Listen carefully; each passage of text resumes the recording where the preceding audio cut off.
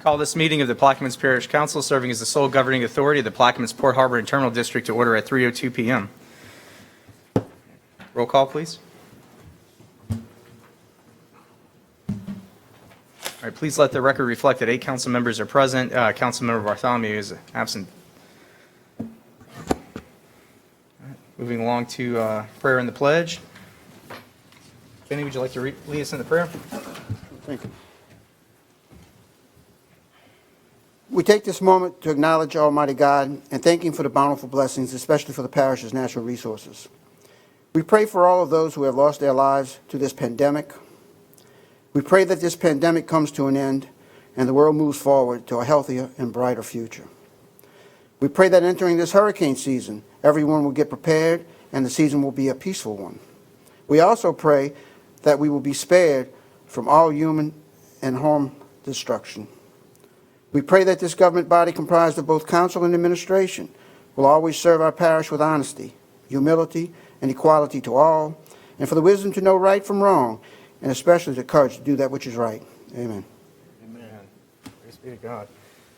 I pledge of allegiance to the flag of the United States of America and to the republic for which it stands, one nation, under God, indivisible, with liberty and justice for all.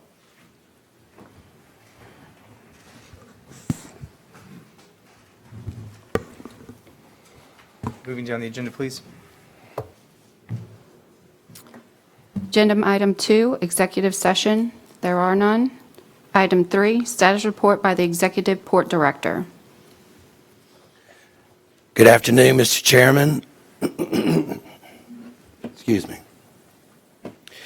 Good afternoon, Mr. Chairman, Madam Chairwoman, members of the board. I am Sandy Sanders, Executive Director of Plaquemines Port, Harbor, and Terminal District. Follows is my Executive Director's report for the reporting period of 23 July to 11 August. During this time frame, we have been working with Todd Epley, Hilda Lott, and John Helmers with the Plaquemines Parish government to coordinate port and parish efforts with our grant writer, Becky Takas, in an effort to take advantage of the available grant funds that are appearing on the horizon.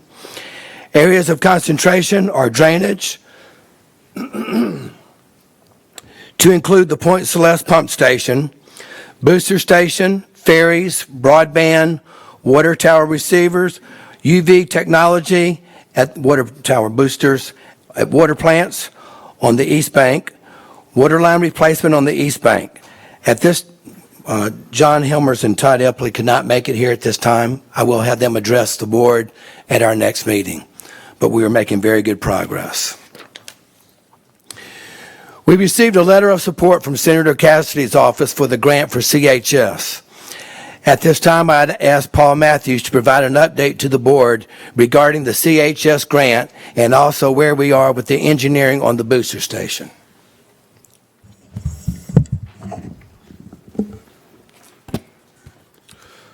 Commissioners, the port has applied for the grant, which would be a new dock and barge unloading system as one component and an independent conveyance for a barge unloading as another component. The total project is roughly $35 million with matching funds coming to this project by CHS of roughly $14.5 million with a requested federal dollars of $21.8 million. And so that is the process right now. We are currently working with Senator Vitter and our federal lobbyists to get support letters from our federal delegation as we go through the first round, which is essentially to see if we qualify, meet all the requirements, which we do. And then the second round, a lot of that, the lobbyists will be working on.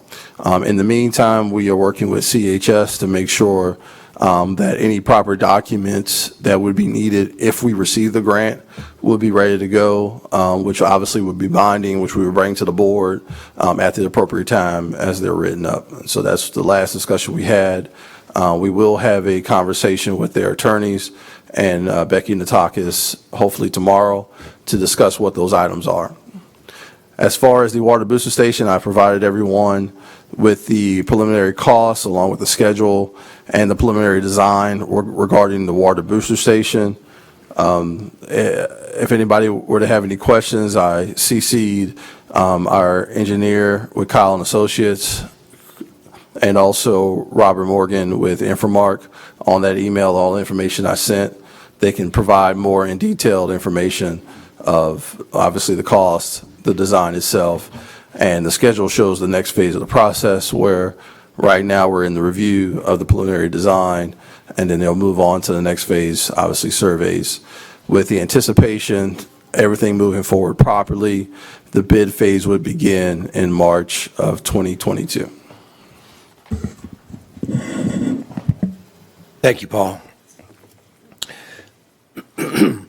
On Monday, we met with the chair and vice chair to discuss many topics, one of which is the idea of morphing from a contract legal service to an on-staff attorney.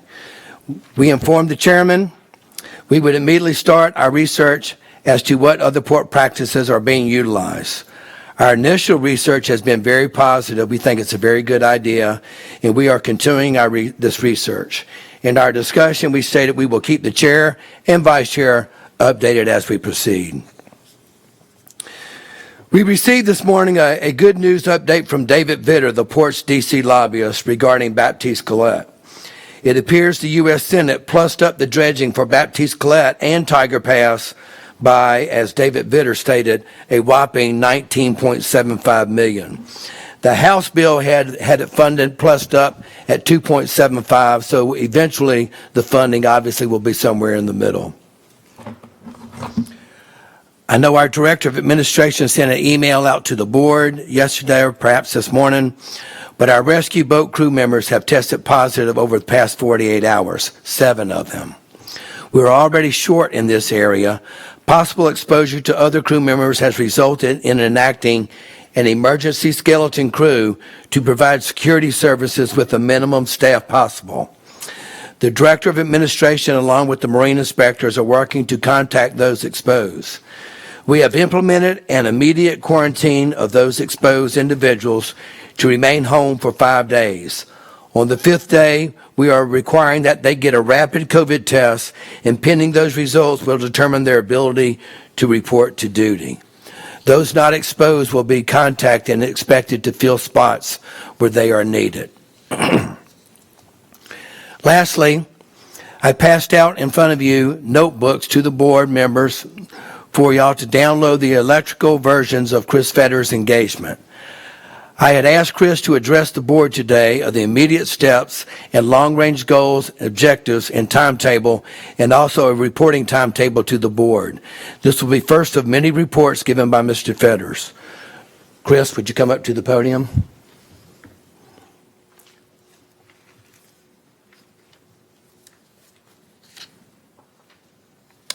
Good afternoon, everyone. Chris Fetters, Louisiana 23 Development, 13836 Kimballton Avenue in Baton Rouge. As Sandy indicated, the binder you have in front of you is the first, which is really serving as the outline to the reporting that will be forthcoming with regard to the mainline extension project that was approved at the last council meeting. The document in front of you was also, at the request of the chair, emailed out Tuesday morning to your Plaquemines Parish government emails. So we'd like to be able to present this in both a digital as well as a paper form on you on a regular basis. The information that we've provided is publicly transmittable, so it can be shared on the port website or as needed around, because as we've discussed before, it's a very open project with regard to the schedule and the finance. Inside the packet, you will see a brief narrative of what the project description is. You will also find in here the scope and the deliverables for this first phase, which includes a number of different studies, topographic, LIDAR, some geotechnical assessment, all of the precursor information that would be required as we head into the initial 10% design of the rail. Within there, we also have the proposed 2 potential alignments through the corridors. We will be looking at every possible alignment polygon from its current terminus down to the main maritime campus. Next, within the document, you will see a Gantt chart or a series of Gantt charts that has the proposed schedule. This, along with the following document with regard to finance, will be updated on a regular basis. It is our intent, as I emailed out to the council, that we will provide this on a twice monthly basis as a precursor to each one of the board members. But again, at the request of the chair, as significant documents become available, we will email those out in advance. As we know, some of these will get to be very large. We want to give the council members just time in order to review everything. Next on the list is the stakeholder engagement. At the beginning of the project, actually before the main line, Louisiana 23 engaged the South Louisiana Economic Council to stand up a vendor database website. You will find a link to that within there. It's their bayouregion.com with a /LA23. This website has been populated by a number. We are encouraging local businesses and Plaquemines as well to seek out and become a part of that vendor database so that we can assess and pre-qualify vendors in the area for different tasks that may be related to the project as they come up. Not for just the main line, but for all projects entirely. And then lastly, we have a timeline and general project activity summary of where we are to date. Again, this will be another section of the document that will be continually augmented on a regular basis. At a minimum monthly, I hope to do significant updates on an every 2-week basis in order to meet with the board as well. I can take any questions if you have any. Bogdanovich. I just wanted to, Sandy, on the boats, have you disinfected the boats that the cruise was on? And Yes, sir. And we've been doing that very regularly as well. Say again? On a daily basis. And if you, on my days off, if you need a captain, I'm willing to volunteer if you need one. Yeah, get ready. Thank you. Get ready. Really, it's pretty thin. Very thin. Thank you. Commissioner Newberry. Yeah, this is from Mr. Fetters. The digital copy you sent us, and also in this binder, there's a schedule, but Yes, it's ma'am. not readable. Is there any way that you can send it to us where it's readable? Was the digital copy, were you able to blow it up? If not, I will provide 11 by 17s next time. I tried it, but there could be another way. It kind of looks like this. There should be 3 additional pages that are more blown up behind it. But again, if that's not legible, absolutely, I will send an update and we'll break it into more. Absolutely. Thank you. And we're happy to receive any comments like that if anything is unclear or needs to be updated, because the same thing will happen when we start to update the finance. They obviously will become very busy. And so we'll make sure that we provide those digitally as well so that it can be zoomed in at your discretion. All right. Commissioner Russo. Yes. Source Project Group, who is that? That is a kind of a back admin group out of Houston that we've been using throughout all of our project developments. So they've been helping us on the vendor side of it. The gentleman's bio is in the back. It's Mr. Austin Terry, and I'm happy to make him available if you'd like to have any discussions with him, sir. And so he will be part of the team that will be paid out of the payments that we approve? Yes, sir. Do you have any other sub-consultants that we will be paying? Yes, sir. There are a number of sub-consultants that will go through the procurement process. I'm glad you brought that up, Mr. Russell. We're about to start the actual procurement process. And once I have completed the documents with sustainability partners for our agreement, there is a procurement list in there of pre-qualified groups for geotechnical, environmental, engineering, and so on. And I will provide all of those to the board as well as to the administration prior to any decisions. Okay, and those will be approved by the board? Those, we did not have that in the plan to be approved by the board. I'll be happy to have the discussion with the board, absolutely, about it. That's part of the process that I'm obligated to with sustainability partners. But if we need to have a separate meeting about that with regard to input from the board, happy to do so. Okay, I look forward to that. Yes, sir. And the other comment was legibility as well. Yes, sir. Understood. Thank you for the feedback. I appreciate it. The other questions I have, that's all I have for you. Okay. The other questions I have, the CHS dock, you wanted to say something else first? I would also, would you address the Plaquemines First initiative? Yes, thank you, Sandy. If I may, Mr. Russo. So one of the components of going through a vendor database is to make sure that we identify the home zip code of any businesses that have either a business here in Plaquemines, or that they can show that the majority of their workforce comes out of Plaquemines. That is a heavily weighted consideration for us to go along with cost and value in order to be able to enable that. And we will continue to update the board as we go through the procurement process and identify those businesses. And again, and I appreciate it, Sandy, that's where we go back to encouraging the board or to the general public to go to the website and have that information put in so that we can get as many of the local businesses engaged in this project as possible. And while we're talking with Mr. Fetters, in the press release that was issued yesterday, it said that you had secured the properties. Yes, sir. It was property, sir, singular. And it said 1,000 acres and 8,000 feet of river frontage? Yes, sir. Does that include the piece that's in litigation from Woodlands? In general sense, yes, it does consider it, but as I've told the current sellers of the property, I can't take ownership of anything that's in conflict of title. So the obligation is to them to clear title before we can take any ownership in the transfer. So that particular piece is held until the two parties resolve clear title. And so what type of agreement you have? Because we've looked into the records and we don't see any transactions. So we have secured the purchase and sale agreement. We were informed by legal counsel that the title is nearly 3,000 pages long, so there will be a little bit of a process to get to closing. But we've agreed on price, we've executed the agreements. And is that for multiple pieces or just for the Woodlands Borough Pit piece? It is for the properties that are owned by the group that has Woodlands Borough, so that primarily is that 875 acres, which was often referred to as parcel 6. But then that ownership group also has 2 other smaller pieces up the main maritime campus that are included in the transaction. And that comes to the 1,000 acres? Yes, sir, approximately. And that doesn't include the middle piece that is in between that and the Venture Global property? No, sir, not at this time. Not at this time. All right. That's all. Thank you for your comment. Thank you. The Okay, next thank you. question I have, though, is about the CHS dock and the location of that dock. Is that north or south of the existing dock?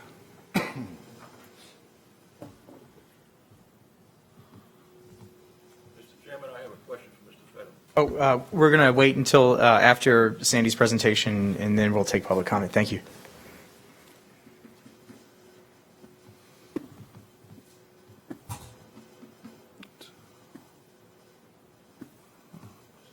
That's the booster station. Okay. 1 second.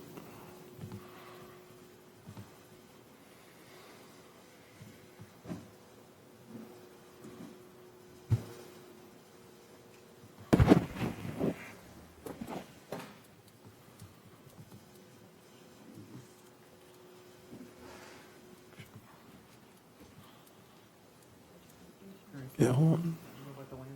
Very specific question, specific technical question. Hold on. Okay, hold on. Obviously not, just Woodlands. So the initial application does not provide the location per the dock from the current dock, but I can get the engineering documents to verify that for you. Well, I guess a better question will be, well, it'll be adjacent to port property or it'll be on CHS property? It's CHS. And it'll not interfere with the Barataria diversion? No, sir. No, So sir. it's north of that? Correct. Oh, north of the diversion, absolutely. It's north of the, what we call the PLT property. It's on the CHS property, sir. Okay, and the second issue would be, you mentioned bonding. If we're applying for grants and CHS is putting the matching funds in, what requirement of bonding are you looking? I did not mention bonding, sir. If I may have, I misspoke, but I did not mention bonding. The match would be from CHS, and then the federal dollars would pay for the dock. So there's no need for bonding. Well, I'm glad you cleared that up because I clearly heard you say bonding. Okay. So- My apologies. Sorry for the mix-up. It's important to lay these things out Right. correctly. Right. So there, to clarify the record, That's correct. there's no bonding required for this project on liability of this government. Right. Right.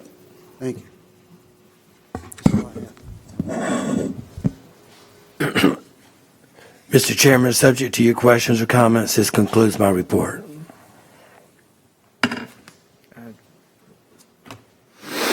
Thank you, Sandy. It would have been nice to know some of those land details at Monday's meeting. We'll talk about that offline, though.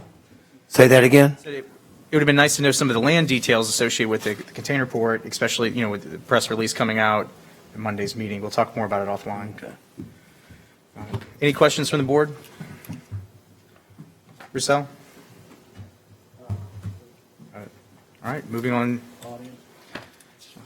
I think it, Audience. Mr. Valley, please come to the mic, state your name and address, please. Remember, all questions have to be, it's a comment period. I'll direct them to you, Mr. Chairman. Donald Valley, Walker Road.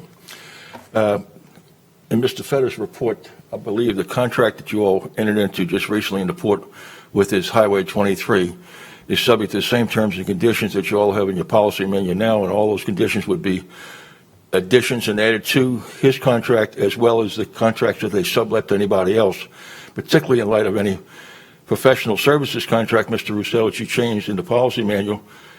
All those contracts that you would enter in for a personal contract should be liable and should come back to the board as well.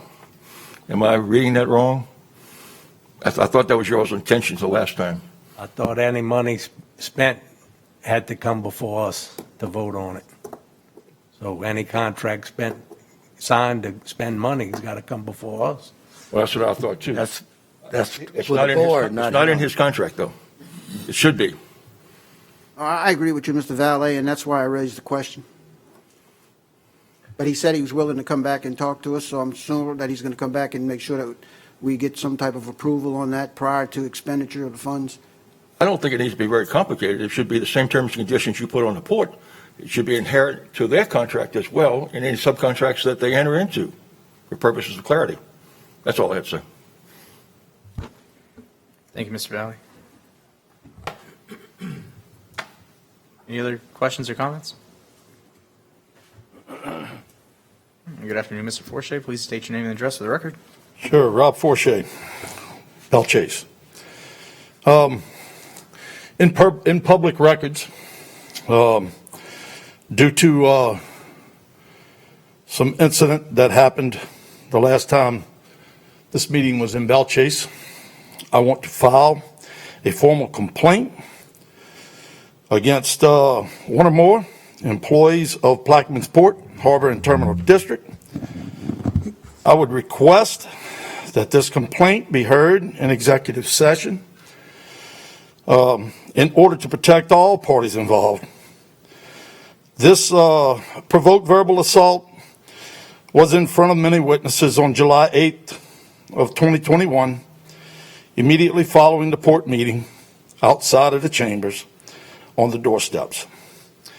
I am also requesting that all discussions in executive session be done 1 month at the next scheduled port and council meeting in Bell Chase Chambers. I would like to submit this through the council secretary. I have a copy here. And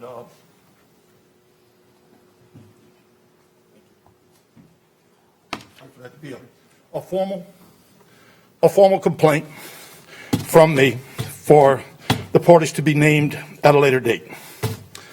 Thank you. We'll see to it. Thank you, Mr. Forshey.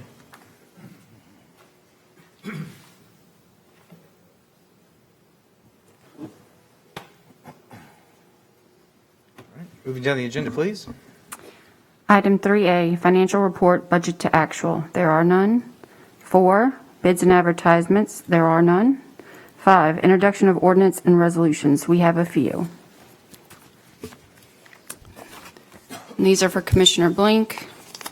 An ordinance to amend and as amended the Plaquemines Parish Port, Harbor, and Terminal District 2021 operating budget of revenue and expenditures and otherwise to provide with respect thereto.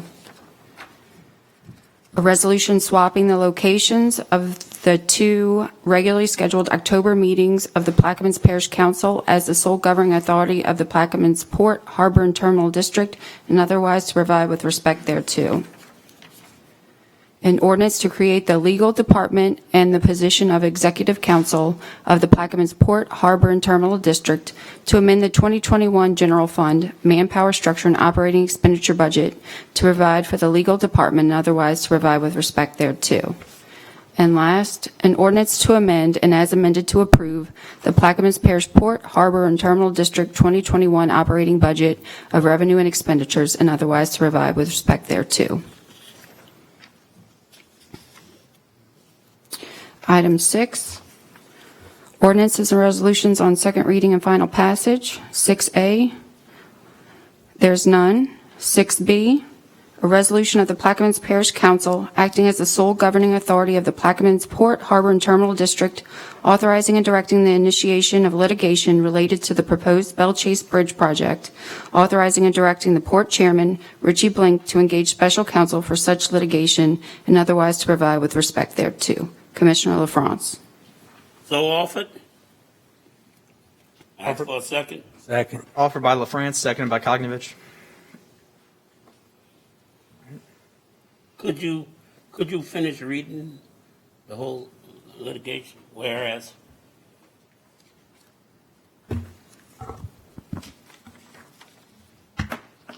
Whereas the state of Louisiana, through the Department of Transportation and Development, has entered into a contract with a private company, Plenary Infrastructure Belle Chase, Louisiana, Belle Chase LLC, for the removal of the existing Belle Chase Bridge and Tunnel and construction of a new Belle Chase Bridge and the operation of the new Belle Chase Bridge, also known as the State Project H.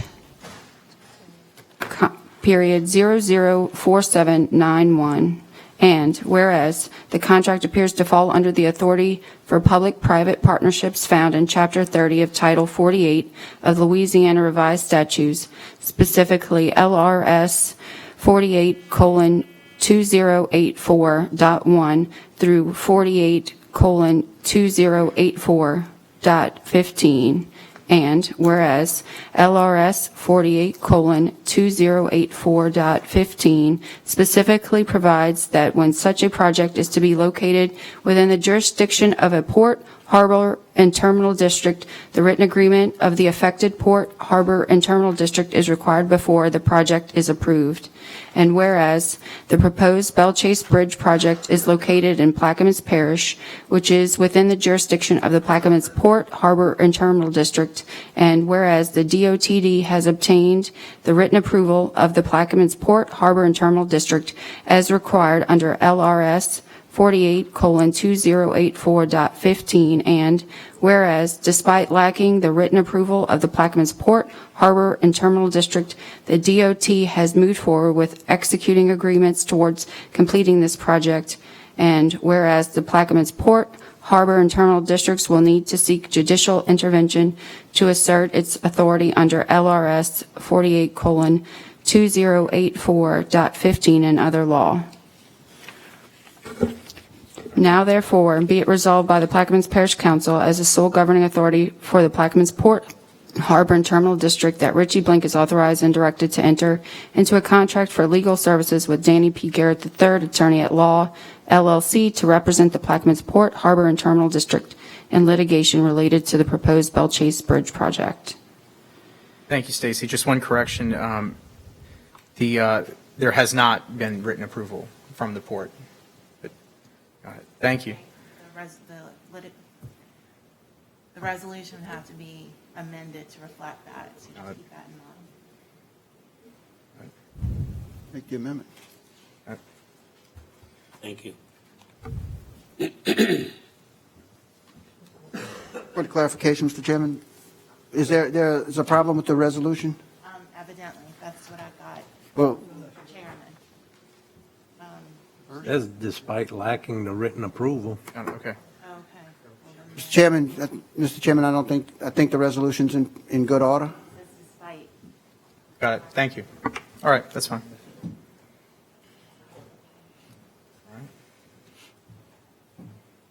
Mr. LaFrance, do you care to say a few words?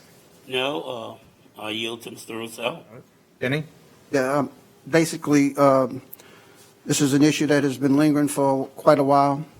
It's been said that we should go to the governor's office and meet with Mr. Wilson and the governor and try to work this out. We went to the governor's office and we met with Mr. Wilson and we sat at a table, and we have another attendee in the audience, I believe, that was in the meeting. And the response we got basically from the state was that they believed it was a good deal and that they were going to move forward with it. And I'm sure that they still feel that way. And we just have a professional difference of opinion that they do not comply with the law. and they did not get an agreement unless Mr. Wilson has an agreement that he can produce today. But under a public records request sent through the department sent us back emails and said that the document does not exist. So therefore, we think that it's a flaw in the contract, and I think that the negotiation needs to have moved forward, and I think that the court will find it that way. Are there any other questions from the board? All right.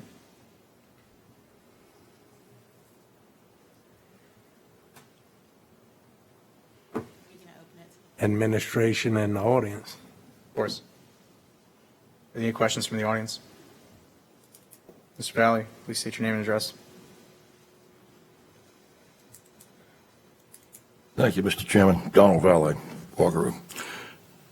Thank you, Mr. Wilson, for coming down today and plenary at Joe's request to talk about the bridge and the project. I would hope that you'd be here to talk about maybe an early buyout or some other proposals so we don't have to have a toll. I don't think you brought your checkbook with you. Okay. Plenary and I have talked while we were outside. I asked whether the question is there a chance of an early buyout? He said that's not his area. Talk to Mr. Wilson. I guess Mr. Wilson's here. All this is a financing tool for all practical purposes. And they've been done. I did them when I was on the board up in Baton Rouge for housing projects. There could be a lot more done. I don't think P3 should be utilized for a sole ingress and egress in and out of a community. You should add additional capacity to it and growth, and you wouldn't have to get a plane. If this was to finance the Walker Road Bridge, everybody would be patting you on the back today, come on down. It's not. We need to find another means to do this. You're doing it because you need financing. We were only short, about $60, $70 million on this deal from the inception, but now we're going to pay $700 million to get this over a 30-year period, and it's going to be burdened to the entire parish. I think it's a detriment to the economic development of the parish, the real estate values, and furthermore, the commerce. I hope you would see that. I know I compliment you on wanting to put a new bridge and get rid of the tunnel. It's been a nightmare for years. You've been out here, you see it. We see it. We need help. Mr. Valley, just a reminder to address the council, please. As I came in earlier and I told Mr. Wilson, I said, I hope he came down to get the keys to the ferry and take over our ferries and take another $3.5 million off our back. Not yet. There's infrastructure money coming from Washington. It's $55 million that's to be allocated to ports and bridges. I don't know where we are at the state. I understand we're getting a lot of money. Before we go spend it, let's look at the dire needs of this parish. We seem to be left out. I mean, I've known you for a long time. You're a very honorable man. You used to live over here in Algiers. He knows a lot of people I know. We need to try and work things out. If he says he can work something out and do some relief to this project, I say let's wait a little while. Lawsuit's not relevant. It's always going to be files. I'm the last one to talk about lawsuits. But if you can't do anything for us, and you can't keep this bridge running for us, time to get on with the lawsuit. Thank you. Mr. Wilson, we're a small community here of 23,000 people, and we've been hit pretty hard by the BP oil spill, and we've watched money be spent all around the state, many millions of dollars for a ferry in Cameron Parish, $200 million for a road up to Bogalusa, and I know they didn't receive any oil. And we felt very powerless in this whole scenario. We understand there's a lot of federal monies coming for infrastructure. And if we'd love for you to offer us something here where we don't have to file a lawsuit or a declaratory judgment. And if you would like to speak a little bit to that before we take action, we'd love to hear from you. I'd just like to say they just gave $250 million to Bush, Louisiana, and I know I spent 7 months offshore on the BP oil spill, and not once did I go to Bush. Members of the board of Plaquemines Port and Harbor Terminal District, I'm Sean Wilson, Secretary for the Department of Transportation and Development. Thank you for the opportunity to say a few words. I think the challenge, Chairman Blank, and the reality of where we are is back in 2017 when we attempted to generate revenue to pay for infrastructure, we were not successful. We, as an administration, opted to proceed with the support of the legislature using all methods of delivering projects. This is a project that I've known most of my life. most of my professional career in terms of wanting to advance and redevelop this bridge to provide better service to the citizens of Plaquemine and those businesses that operate in and around the bridge. This bridge, like every other structure that we have in the state of Louisiana, needs resources, and Mr. Valley is correct that public-private partnerships are a financing tool to help do that. To take you back a little bit, before becoming secretary, having been at the department for over 12 years before becoming secretary, public-private partnerships were always talked about, but there was never any action on it. And this administration is one that believes in action. And we took the opportunity and advanced this project as well as others using all means of financing available to us. And with those means of financing comes obligations for the federal government. And so while we assume that we are going to be short, or we will only short 50 or 60 million, I don't know that that's accurate, because the money that we've received was based on an application and the structure of an arrangement. The other thing I will tell you is I am no stranger to the Walker Road project and the work that's being done on that to advance that. And we have not shied away from those responsibilities. The reality is I have an obligation as secretary to concentrate on existing infrastructure. People don't listen when we say we were in a preservation-only approach. When we presented to the legislature back in 17, 18, and 19, there's 144 people that get to decide where those dollars go. No different than when and if a federal bill passes, that same body of 144 are going to make those decisions. We don't get the ability to do that at the State Department of Transportation or secretary. We are implementers. And so, yes, clearly there's resources coming from the federal government if this bill passes. I am not at liberty to say today what I can offer you out of that because, one, the bill has not made its final destination on the president's desk, and I know when they typically fund projects, as is the case with the bill that left the Senate, it comes with priorities. It comes with programmatic obligations, and those aren't things that we can change. And so I would love to come and say, yes, I can take care of your ferries. It was an option that we allowed for discussion in the development or the procurement of this to say what other resources could we do, and we didn't get any responses to offer those. What we heard was lowest possible toll, and we got it way lower than what we originally anticipated getting to. And we found ways to mitigate and minimize the impact on residents of the parish. We found ways to allow others who come into the parish to pay a disproportionate share of that. And so I am sympathetic with you. I would never like to see us enter into litigation as a state agency with another public entity. But I think we're at a point where we know the bridge and tunnel is not acceptable the way it is. And that's why we went forward with the agreement, because we saw an opportunity to give something without the availability or the knowledge of additional resources coming. And it's not as easy as some would think to reappropriate those dollars once they've arrived. And so part of what we want to do is continue to partner with communities all across the state. This is not the only public-private partnership that are being advanced in Louisiana. It's happened on every university campus for the most part. We've had an unsolicited proposal for Jimmy Davis Bridge. We have a process right now to procure the Calcasieu River Bridge, which is I-10 bridge in Calcasieu. We have another project at the new Mississippi River Bridge that will more than likely become a P3. Why? Because none of those projects are financially solvent on their own with just the public dollars that we get. We still have the lowest gas tax in the country. The dollars that we are going to be getting, ideally in 2024, is professed to be about $300 million. We know for a fact that it's going to be much less than that. And that came with legislatively directed allocations, not things that I have flexibility to offer you. And so, in summary, I would tell you, Chairman and members of the board, nothing that we've done has been intended to hurt folks. We see infrastructure all around the country being built using revenue-generating models. And I think that was the attempt here.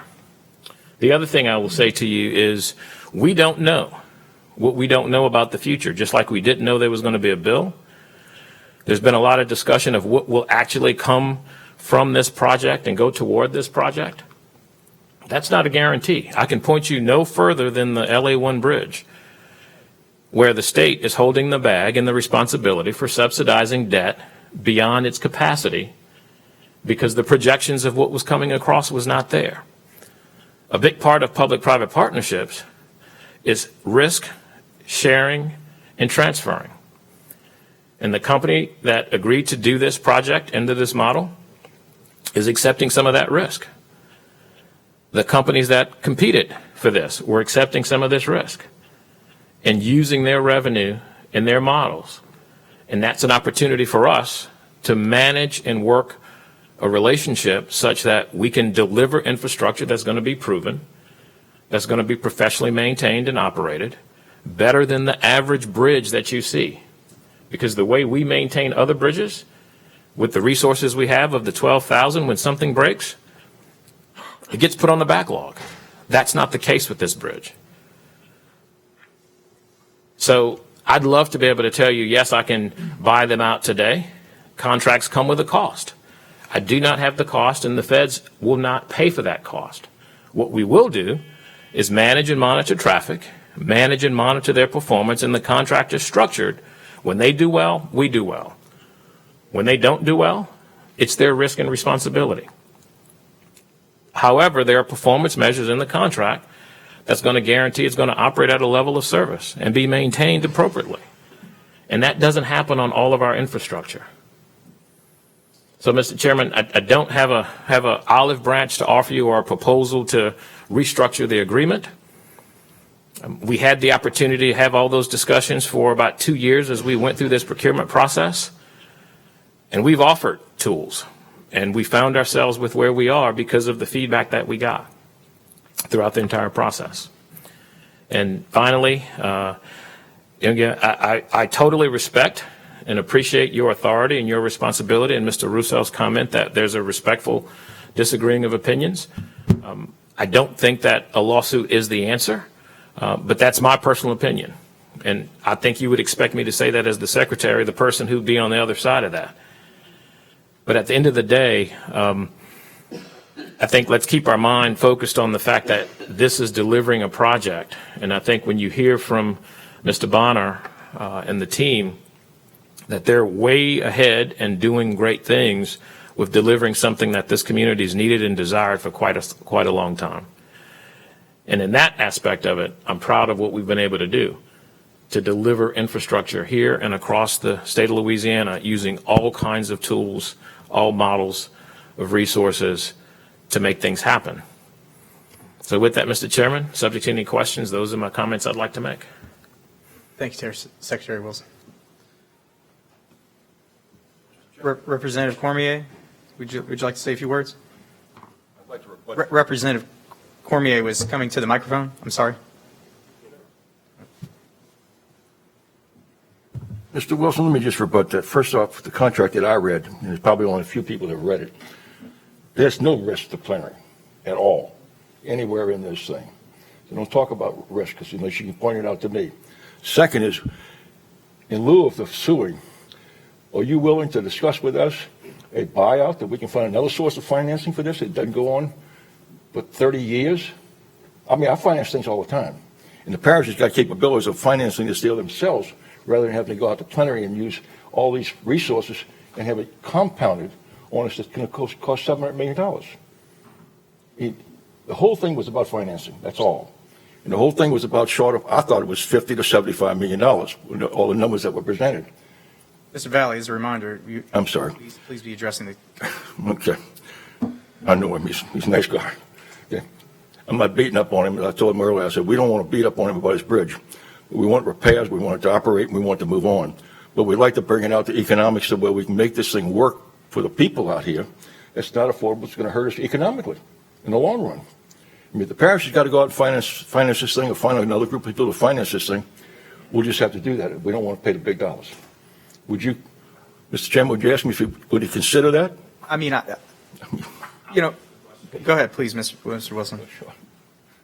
So, yeah, the question is, would we be interested and open to an early buyout? No different than when you borrow money from a bank with an expectation of a window of time. They have built-in profitability. That's expected. When you get out of it early, there are penalties associated with that. We're always open to talking about ways that you can mitigate and minimize that. What we did in this proposal, in this agreement, is front-loaded all of the responsibilities and resources we have. And so if we want to have a conversation about how do we manage and mitigate this over time, then yes, we could have those conversations. If you're asking me to renegotiate the entire contract, that's not something I think that I'm in a position to do because of where we are in this process and the obligations that we've made as a part of this agreement. The other thing I will respond and say, this is not just about the initial construction. This is about the operation and maintenance of this bridge over the long haul. And that's where I think a lot of information and value gets lost, is folks are going to say you build it one time and it's there. That's not the way infrastructure works. There's no perpetual infrastructure. And so with this, built into this, is the ongoing operation and maintenance under all circumstances going forward once it's built. There's also the ability to deliver the project in a way and in a method that is on schedule and on time. And so there is risk built into this. There is risk around traffic and the models that are there because there are alternatives. Those are things that were built into the agreement. So if we want to have conversations to work within the contract between the state and the parish, those are things that we offered initially, and those are things that will still stand today. But if we're asking to renegotiate the entire contract, that's not something I think I'm in a position to do because of the cost to the state and the wisdom of that financial decision. And just to clarify, there was only one bidder on this project, correct? There was one bidder that submitted, yes. Got it. Which is not abnormal in the business of infrastructure. Folks had some concerns about that. The federal government monitored this process, and there was competitive tension all the way through it. We offer bids and issue bids every 2 to 3 weeks. It is not uncommon to have one bid submitted on any project that we do or any consultant services contracts that we offer. Commissioner Newberry, you have a question?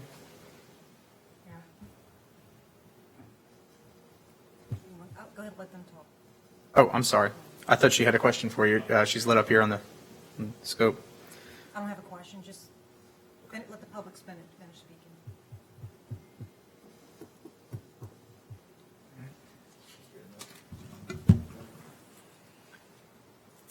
Hi, Representative Cormier. How are you? How y'all doing? Thank y'all for bringing this meeting. I think it's very important. Won't go through the couldas and shouldas in the past that have been brought up at these meetings about this particular toll bridge, but the fact of the matter is the people of the parish are handcuffed in this situation. I was handcuffed. The second this was signed, there wasn't much I could do. I brought 2 bills to try and alleviate the stress that these tolls will bring on the people. I will try and reintroduce them at the next session, or at least one of them. But the fact of the matter is, as long as this contract is in place, the people of Plaquemines have gotten a raw deal. I heard an incredibly ignorant statement during the Senate race that, oh, we're just going to pay for the bridge with Biden money. I said, no, you're not. You're going to pay because there's a contract, just the way it is. We need the council to break this contract or try to through litigation. Right before the veto session, I had a meeting with the governor. The first thing I said was, well, Governor, I would bring up the Belle Chase Bridge, but there's a contract, and I guess we can't do anything about that.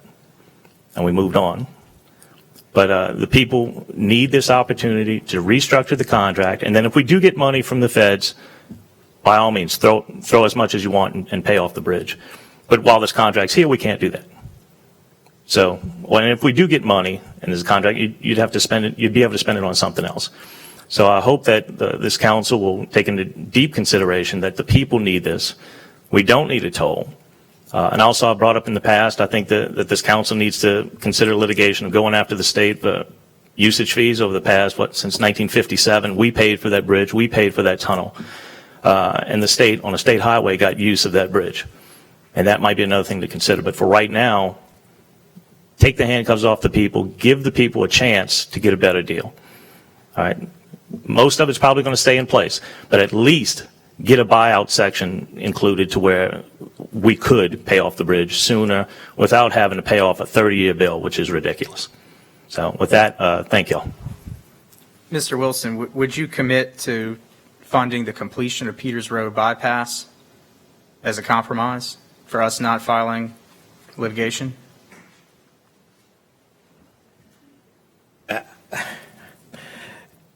I will tell you, with all due respect, that's not something I have the ability to do because I don't have the resources.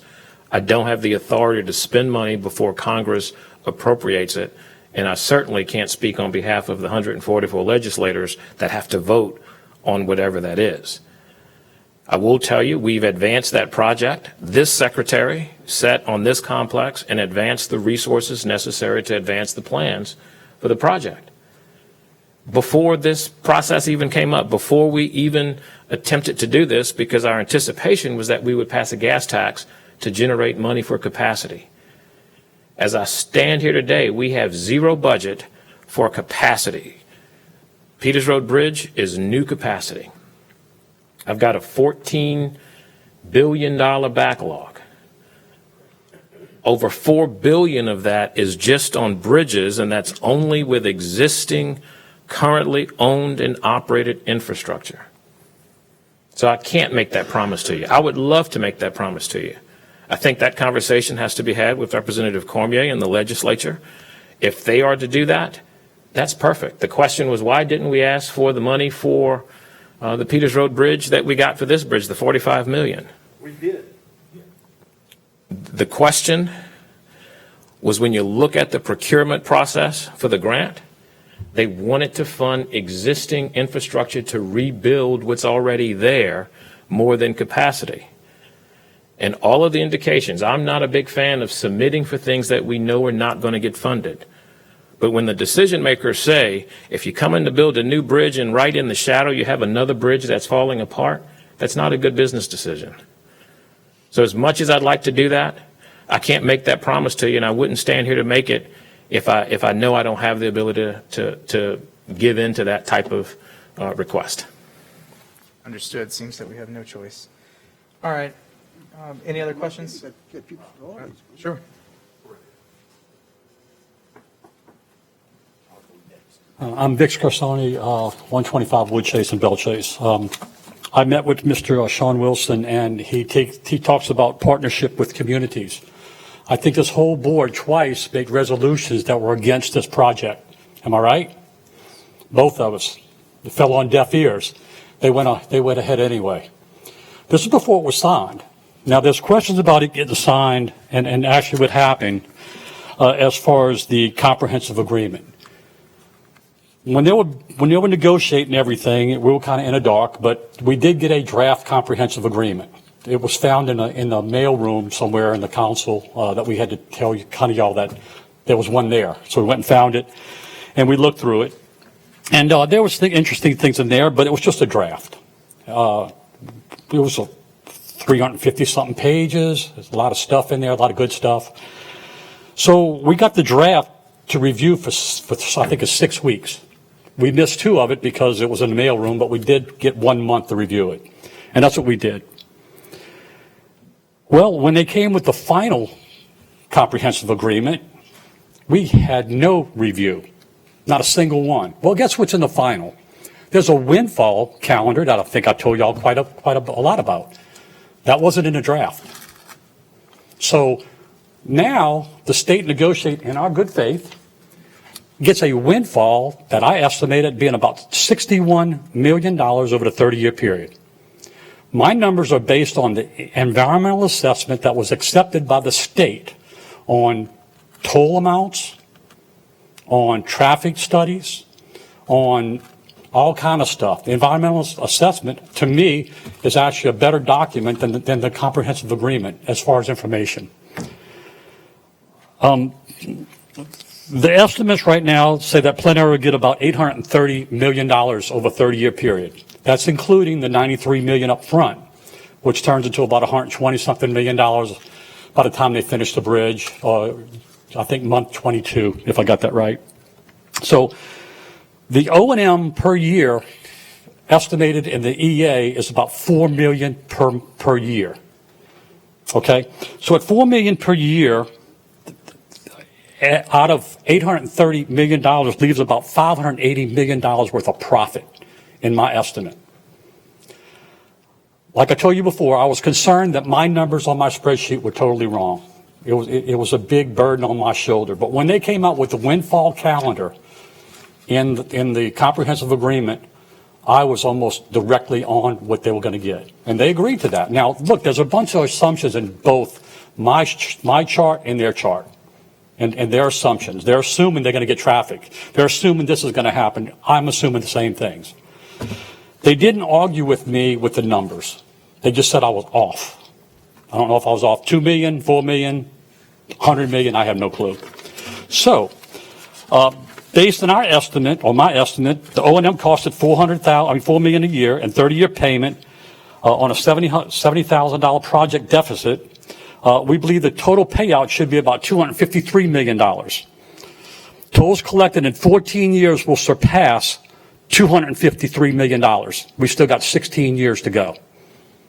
That's not just paying O&M, that's income coming to this project. So, based on estimates, State, do you believe you negotiated in good faith the best possible deal you can get for this bridge for the people of Plaquemines Parish? That's what I want to know. It doesn't seem so. I haven't met one person yet besides plenary and the state that think this is a good deal. I told you that 10 times before, Council, and I still haven't met anybody that thinks it's a good deal, even a decent deal. If they would be walking away with $350 million of profit, we get a new bridge. I'd be happy. I just can't sit back and watch $750 million be sucked out of our economy here. We're hurting already. And I think it's ridiculous for them to come up in here and say you're working with the public. You're working with the partners. I mean, you partner with the communities. Well, I don't think this community wanted to partner in this deal. I don't think anybody wanted to partner in this deal. The reason the 25 cent the 45 cents originally for the people of Plaquemines came down to 25% is because we complained so much about it. We were the bell ringing the whole time. Something's wrong. So they went back to negotiate and they got it down to 25 cents. Guess who pays the extra 20 cents out that 45? The state pays it. So indirectly, I'm still paying it. I hope you understand that. Plenary didn't take 20 cents off the table. Matter of fact, my estimate's based that the people of Plaquemines with a toll tag over the 30-year period at 25 cents will pay about $7 million over the 30-year period into this project. I would be willing to propose the state to eat that $7 million and give everybody that's got a toll tag in Plaquemines Parish a free ride back and forth across that bridge. I would be happy with it. Now, if POBI will give you a green card during the Joint Transportation Committee meeting, let them pay for the bridge. I could care less what they pay. I don't want to pay to go back and forth against our main artery of the bridge. Now, you're talking about capacity, increasing capacity. This bridge does not increase our capacity whatsoever. I understand the state's capacity and all other good stuff. The capacity I'm talking about is egress in and out of our parish. I don't think the port itself is in favor of fixing this bridge. The port is more in favor of getting another bridge. I can't picture an 18-wheeler going through Gretna every day. I can't picture a train going through Gretna every day. Port staff, can I ask your opinion on that?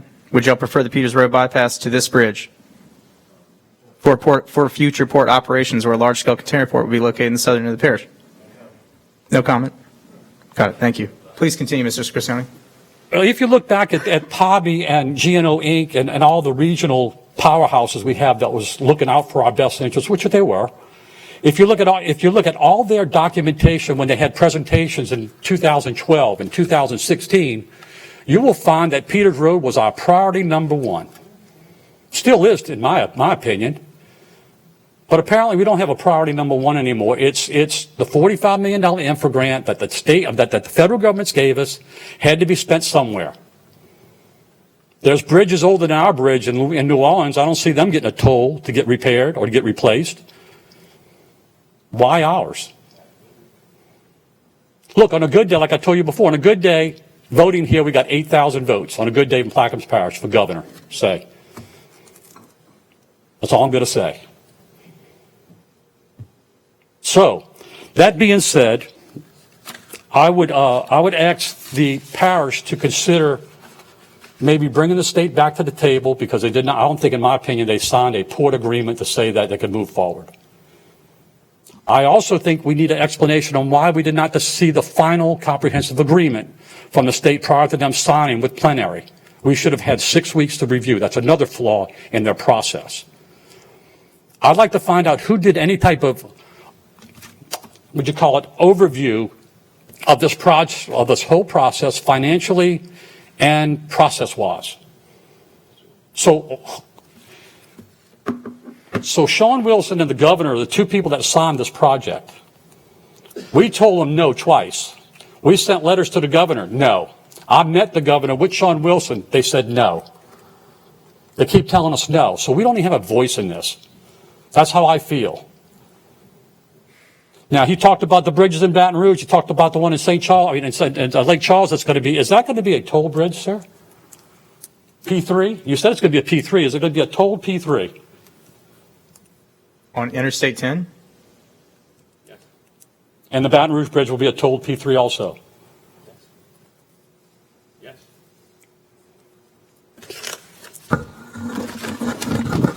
We'll see. Mr. Scarsone, All I have.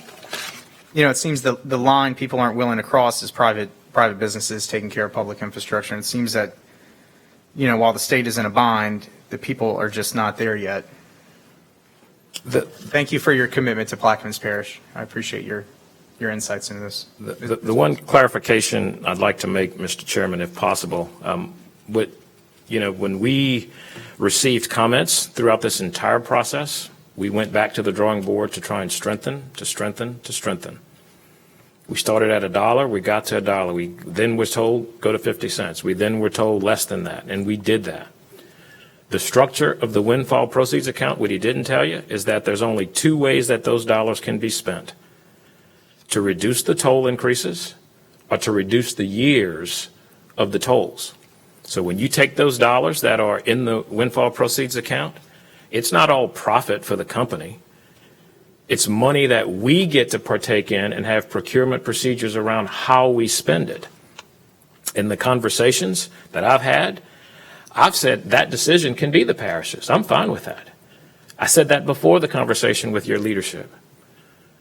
Also, I've never said that you can't go to the legislature to ask them to pay for the residents of Plaquemines for that 25-cent toll for them. We've never said you couldn't do that. I asked and suggested, if you want to have something for the parish specifically before the tolls are put on, tell us. I got no response. But then afterwards, I get asked, can we take 2 cents? Can we take 5 cents? That is not legal.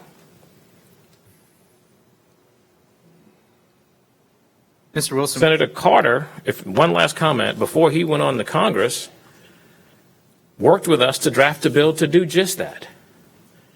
It's not an arrangement between you all in plenary. It's an arrangement between the state of Louisiana and the parish, and we've never said no to that. So just food for thought. I wanted to share that, Mr. Chairman.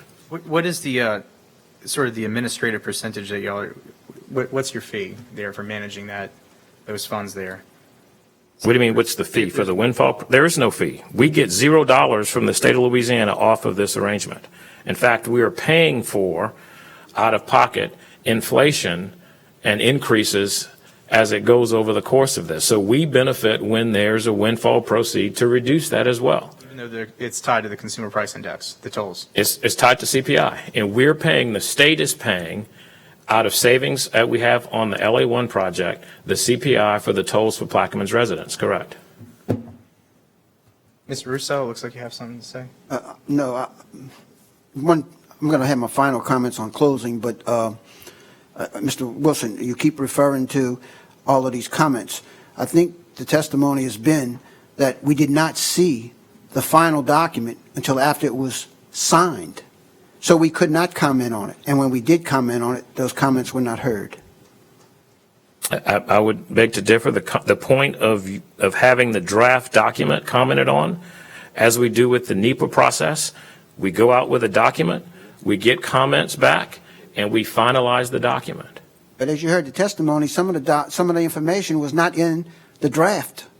Because it was changed. It was changed based on feedback that we got. The windfall profits was changed? That through feedback that we got, when I say it was changed, we introduced that option after that process, yes. That was the first time we knew that there was going to be $700 million collected.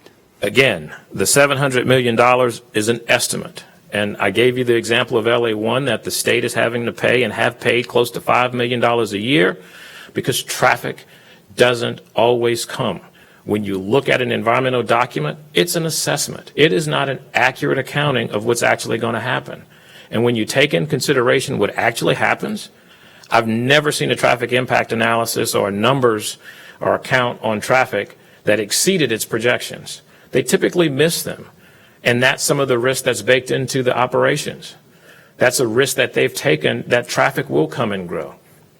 If it doesn't, we can't pick up the bridge and move it. We can't just close the bridge, and we aren't obligated to pay them beyond that. And so that's an estimate that we have. I'd love to see that much traffic. You know why? Because that means the windfall proceeds will increase. That means your economy is growing, and you have additional value in your parish if that were to happen. If it doesn't happen, you still have the new bridge, and you have that structure. Nobody could afford to go with. Just a reminder, folks are only allowed to come to the mic once per. Yeah, he went twice. I'm going to rebut what he says. Okay. I have a couple of questions, actually. Please. Was there an economic impact study done? Did this council request an economic impact for this tolls? How it would impact our businesses? Because I sat in a meeting at the Transportation Committee in Baton Rouge, and we had several businessmen testify that they are going to move their business out of our parish because they cannot afford that toll on his trucking. He has a delivery business. So he's going to move right across the bridge to Jefferson Parish. So that's lost revenue to this parish. A little disagreement from Mr. Vick. I'm sorry, I didn't say my name. Donald Landry, 12210 Highway 11, Belle Chase. My real concern is the economic impacts that's going to happen to this parish, sucking over $700 million out of our economy. Businesses are going to leave. We're already struggling for financing just normal things, grass cutting and whatever. And as businesses leave, we're going to have to increase our taxes on the homeowners. And that's my concern, is the economic impact. If y'all didn't do it, did the state do an economic impact study? Mr. Wilson? I'm playing by his rules. Okay, go ahead. Mr. Wilson, did the state do an economic research study around the impacts that $700 million leaving this economy would have?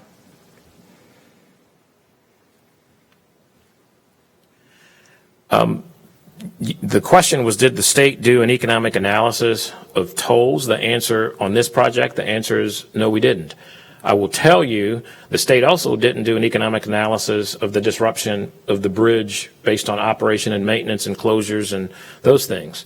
What we can tell you is in the industry where you see tolls introduced, you don't see necessarily decreased property values. You see increased property values.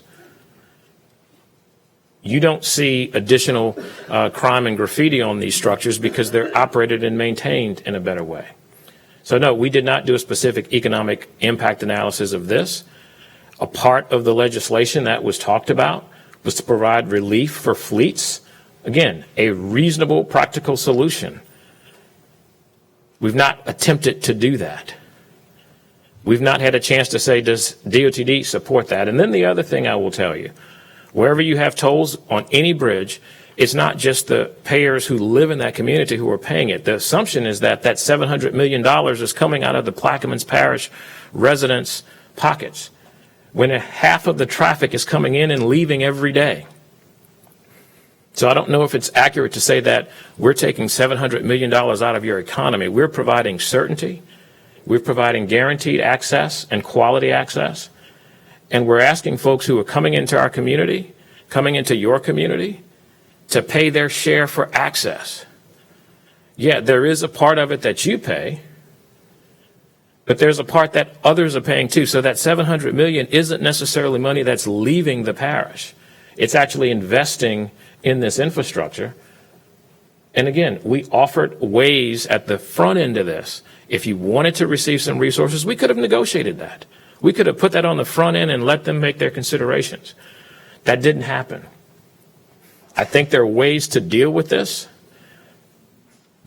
but we have to have willing partners that are going to actually follow up and do some of those things. Mr. Wilson, I would like to push back. Every single thing about this has been a very clearly thought out, intentionally planned communications show here. We've had zero power. Everything from the way we had to walk through the auditorium at the meeting where nobody had a microphone, where we couldn't hear our neighbors talk about what they thought about this plan. Y'all have a communications team. You had dozens of meetings. You're coming in here with tons of talking points, and we're being steamrolled.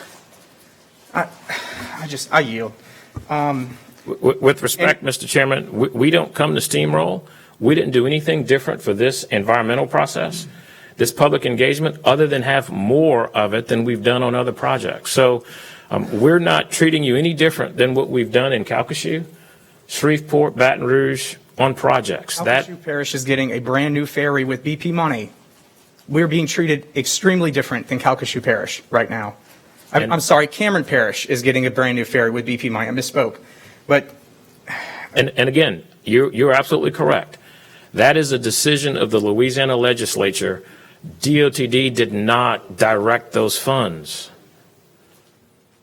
Did DOTD direct the funds going to Bush? The legislature appropriated 100% of the dollars that they have. We attempted to ask for a grant. We wrote a grant for Bush, and we were not funded. And that's going to be a P3 project too? No, it initially started off as a public-private partnership, yes. What I read, it was $250 million, and it was going to be a P3 project on a new highway. It was initially, we did propose a P3 on it before we had any of these resources. And the P3 element was to provide broadband access to the rural communities, where we were going to share the state's right of way to allow them to do that, to help defray some of the costs. That application for funding was not entertained. But they got $250 million for a road. They got $250 million. We'll be paying debt on it, and it's a constitutional mandated project that we funded in 1990, that the residents have been paying 4 cents per gallon for the last 33 years and have never gotten a thing for it. That is correct. Well, we pay the same taxes. The parish and the federal government paid for the tunnel. The parish paid for the bridge. What has the state brought into the parish for people to drive on? When you look at LA 23 and you look at all of the state roads around that we have a huge 16,000 mile system that we have to maintain and take care of on a regular basis. Glad you brought up Highway 23. I'd like for you to take a ride with me. Will do. BP, after Katrina, y'all didn't go after federal money like New Orleans did for the culverts. Now I got culverts caving in every day. And I'm calling your people and they come fill a hole. I will tell you, this is also the secretary that came down and broke ground on a project at the hospital in Lower Plaquemines on 23 because we prioritized money to overlay that road. I can't be responsible for how the federal government allocated emergency responses post-Katrina for those dollars. Y'all didn't put in for them. I would beg to differ. We actually fought for all submerged roads to get funded out of the federal money. I've been in D.C. many days doing that. I asked in one of the meetings in Baton Rouge, and I asked y'all if y'all put in for the culverts from FEMA, and y'all said no. At the time when we had Katrina, we didn't put in for the culverts because we were dealing with submerged roads. The culverts weren't presented to me until probably my second year being secretary. Well, if the roads were submerged, the culverts are underneath the roads. But that doesn't necessarily mean the culvert's going to be collapsed because it transverses water on a regular basis. And I'm not trying to evade you or debate you. I'm just telling you that's something that came to us. I've got collapsed culverts all over the state of Louisiana, thousands of them. I would love to spend the money to do that, but the money I spend to do that takes away from money to build new capacity, to build new bridges, to build new roads, because we have to maintain an aged system. And again, like I said, no BP money came to Plaquemines Parish. And I will continue to tell you, the BP dollars are allocated by the state of Louisiana legislature, and I'm directed to spend it a certain way on a couple of projects, none of which have been fully funded. None of which have been fully funded. So our job is to try and deliver these projects. I hear you. I share your frustration. Representative Cormier will tell you he's tried to fight for these things in the legislature. It's a legislative process. The difference between a gas tax is 100% of that money gets divided by everybody else's priorities. In the P3, 100% of the money stays on that project. That gives you certainty that others don't have, because there'll be a lot of disappointed people at the end of the day in 13 years when we will have spent that $600 million on $1.7 billion of projects and they all aren't finished. There'll be some disappointed people. Same thing with the time program. 33 years, 34 years, people expected it. There's still one project not funded. It's going to cost me over $350 to $400 million to build one bridge. It's not my making. It's not your making, but it's the charge that we've been given, and we do the best we can with what we have, which is why we look at all resources. On that note, we have to do the same, and we need to move on. Mr. Scorsone, this the last public comment, we need to move on. There's a presentation coming as well, and we have the... In the comprehensive, I'm Vic Scorsone, 125 Wood Chase.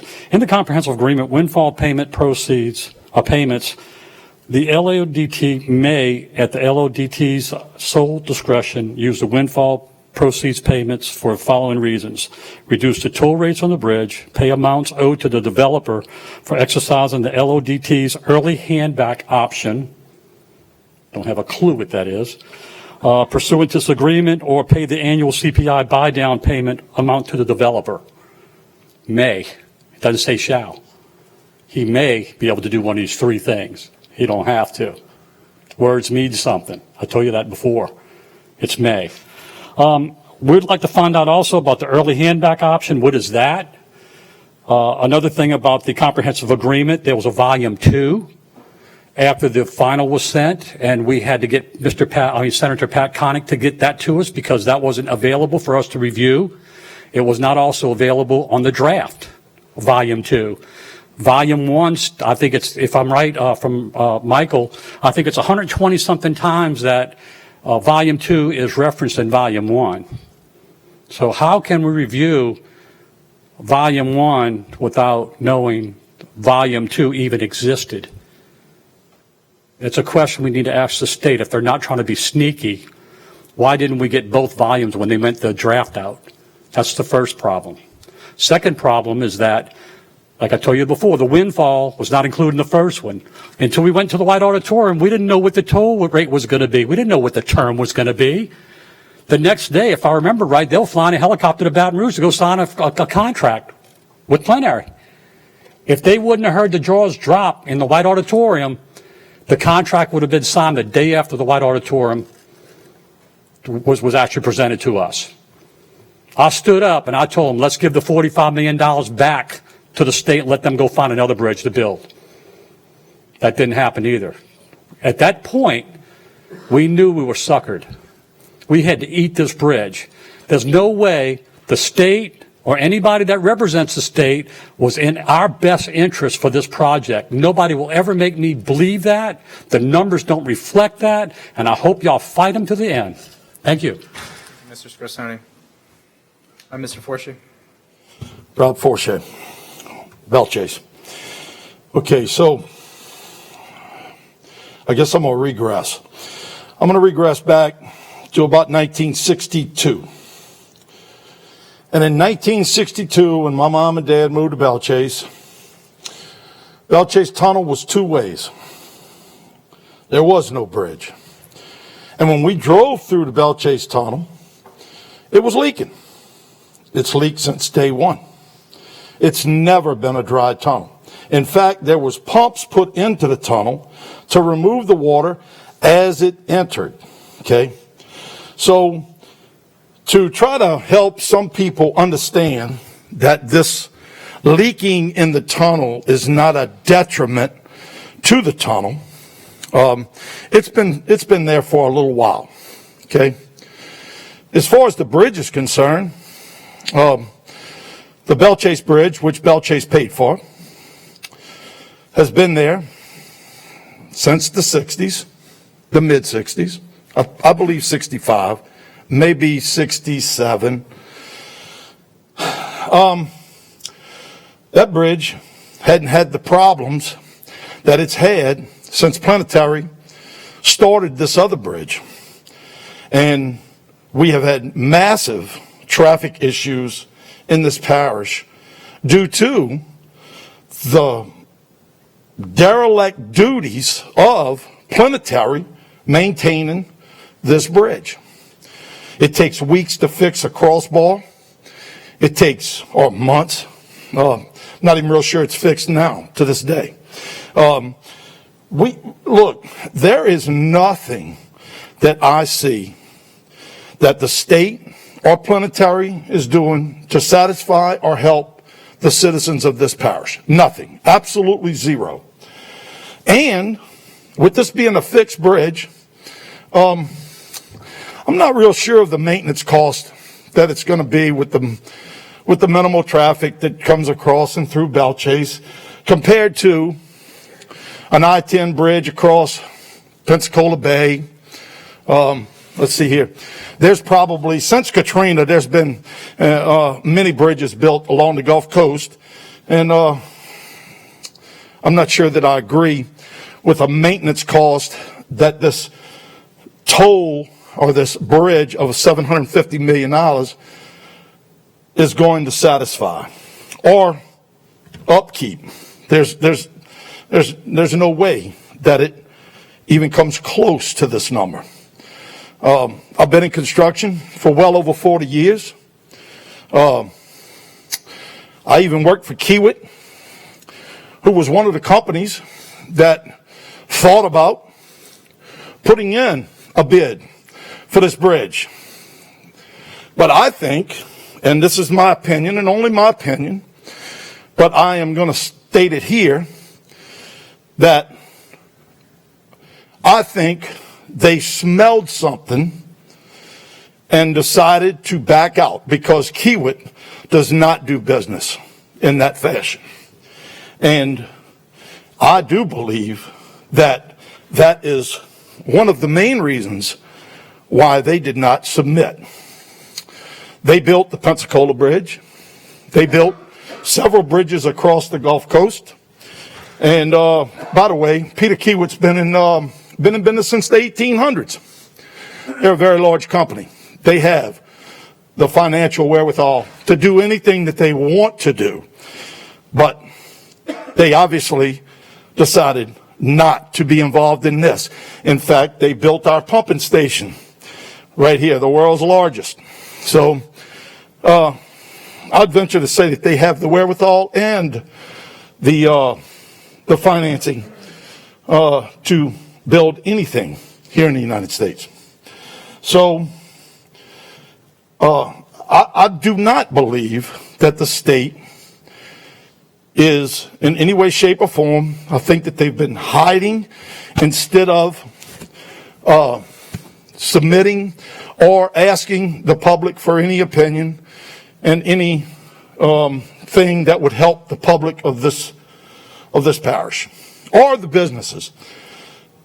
Because this is a bedroom community. It's not a big industrial community. We have a couple of refineries. We have a couple of industries down here. But we are not this big industrial complex. And I think that it's going to be a long day before we get one because of a toll bridge. And hopefully some of you sitting on this council that have continued to vote no on this particular legislation, to go and negotiate. That's what this is about. Negotiate an opinion that has been given by our state attorney general that we should go and negotiate. And for some reason, we just refuse to do it. So we've got 5 votes here that continue to stick their head in the sand, I guess. I don't know. I wish that somebody would pick their head up and say, hey, look, I'm standing up for you guys.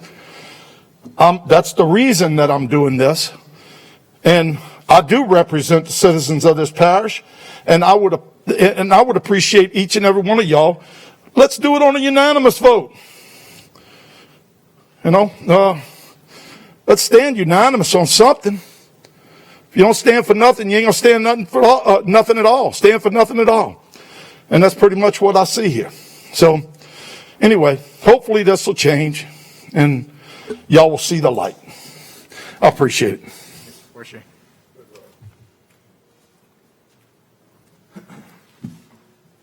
Oh, Mr. Henry.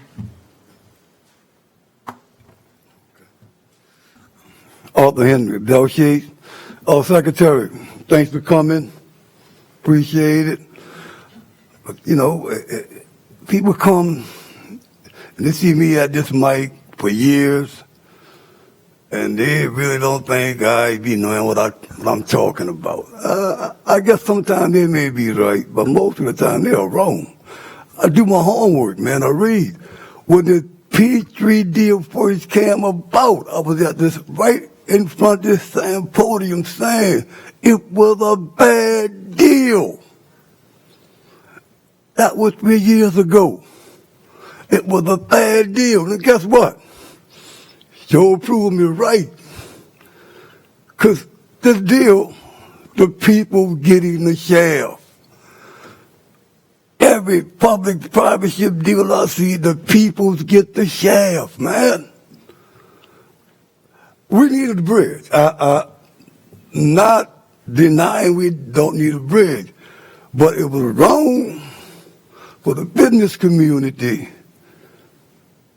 to do this, to give the people no kind of pleasure of really saying what they say. And Mr. Wilson, I was at your 3 meeting you had at the White House, and I was against it from day one, and you know that. But we never got no kind of transparency on what was going to be the final cause and the deal this was going to be. That was never told to the public.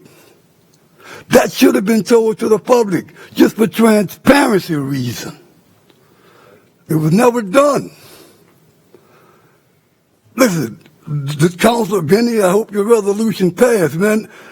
We need a new bridge, but we need to iron out some difficulties, man. There are some difficulties here. They got some votes. Hey, you guys are business people to understand that. But you're supposed to represent the people, man. Represent the people. Give the people a fair handshake every now and then. Thank you. Mr. Henry, unfortunately, I've lost faith in the process, and I don't think that the people's opinions matter as much as they used to. And we'll see how this vote turns out, and I hope my colleagues stand with the people. Hey, Rennie, you're a public official. You got to keep fighting, though, man. You got to keep fighting. You got to keep your head up. Thank you, Mr. Henry. All right, y'all, we have some presentations, so just quick. Mike Scorsoni, 150 Adam Drive. A lot of talk here about this termination amount or early buyback. Just so everybody understands what this is. This is from the comprehensive agreement. In the event of LADOT's exercise for the early handback option, we will pay the LADOT termination amount. What's termination amount? Well, I got to go to page 831 for that. Termination amount. The greater of 100% of the developer debt, termination amount, plus demobilization cost, and the project value, plus demobilization cost. What's project value? Let's go to sheet A40 for that. Project value means the sum of fair market value of the project distributions for the remainder of the term. What's the term? I got to go to 848 for that. Term, as defined in section 3.05. 3.05, that's all the way back on page 4. So I'll go to page 4. By the way, I'm one of the two guys that Mr. Valley said actually read this whole thing. Term, that date is 30 years after partial acceptance date. Okay? So it's the value of this thing after 30 years acceptance.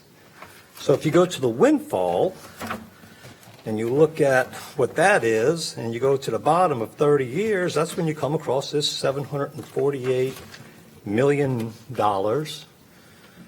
So I can only ascertain that that is the buyout for this project, if I'm reading this correctly. So whenever we talk and we think that the state's going to step up and make a little deal with plenary and they're going to walk away for $100 million, that's not the way it's written in here. So I just want y'all to understand that. Thank you for sharing that in a very clear way. Thank you. Let me make some closing comments. If there's no more further public comment, we'll move on. I'd like to make my closing comments. All right, Mr. Russo, please. Yes. I heard Mr. Wilson say that people would be very disappointed in the state for certain actions. They're very disappointed in Plaquemines Parish over this action, and I can assure you that. And there are those that are grateful for the bridge, which we all wanted to see, but the terms of the contract and which you've heard today represent our displeasure and our disappointment.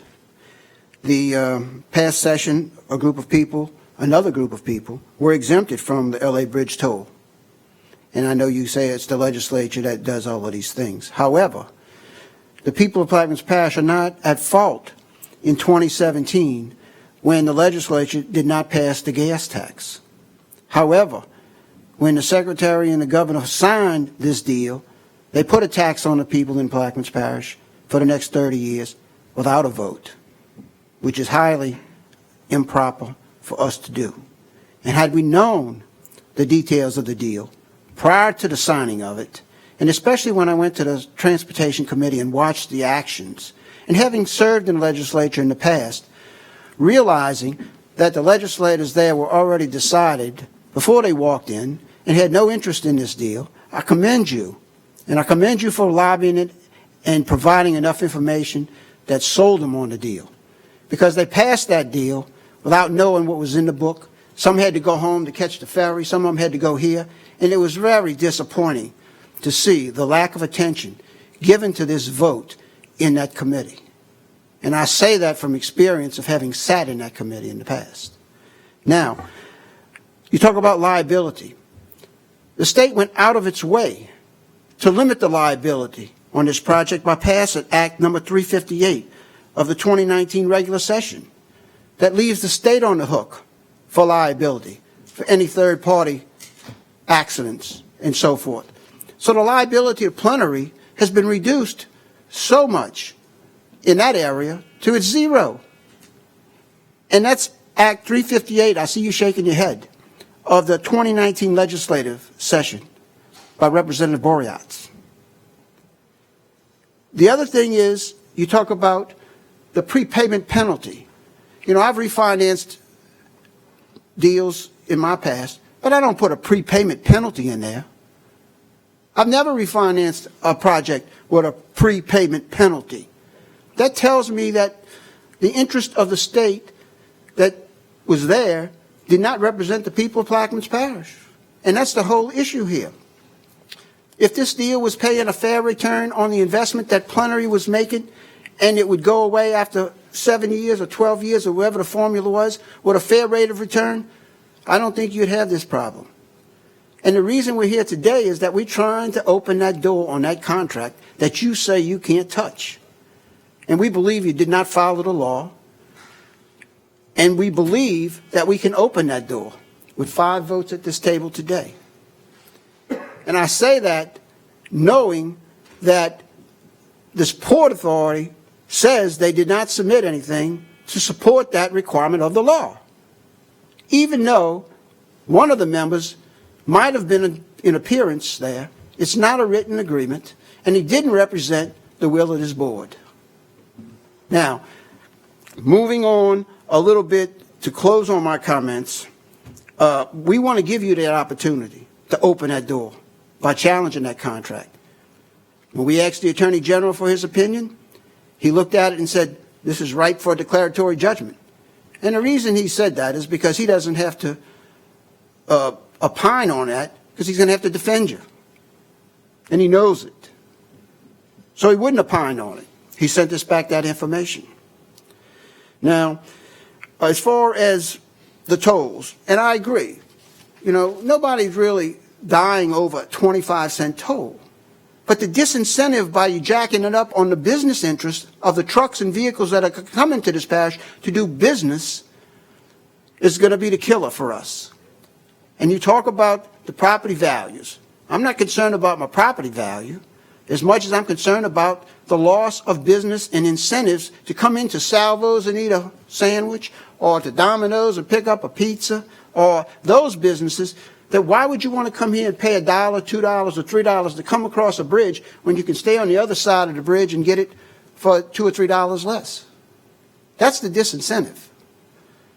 And I understand that we talk about P3s and that's the way to go. And the P3 project, it's a great concept in your mind. However, it's got to be negotiated to a fair deal and a reasonable return. And in my opinion, when I sat there with you and the governor, and y'all said that it was a good deal, told me right then and there that we were wasting our time and we were not going to make any more progress until we opened the door. This is an opportunity for this body to open the door because you did not follow the law. And I'll close with that. Thank you. Mr. LaFrance? Yes. Mr. Chairman, I want to thank you for allowing the people to voice their opinion. They're very passionate about it. However, I call for point of order. The legislation that we have on the table having to deal with the state didn't receive written permission from our port to move forward with this project. Now, the people who sit at this table here, during election time, we go campaign and we go door to door to people. And we tell them that we want to be your councilman. We want to represent you. Not only sometimes represent you, but sometimes we want to fight for you. So here's the opportunity. Everybody in this parish feel like this is not a good deal. So here's the chance for us to sit and represent the people. I think we heard from the people. Everybody heard from the people. We know how people feel. So with that being said, I'm going to call for question. Sleep well tonight. Question's been called. Thank you, Mr. LaFrance. Go ahead with the vote, please. Oh, Ms. Newberry? LaFrance. Yeah, let us speak. Go ahead, please.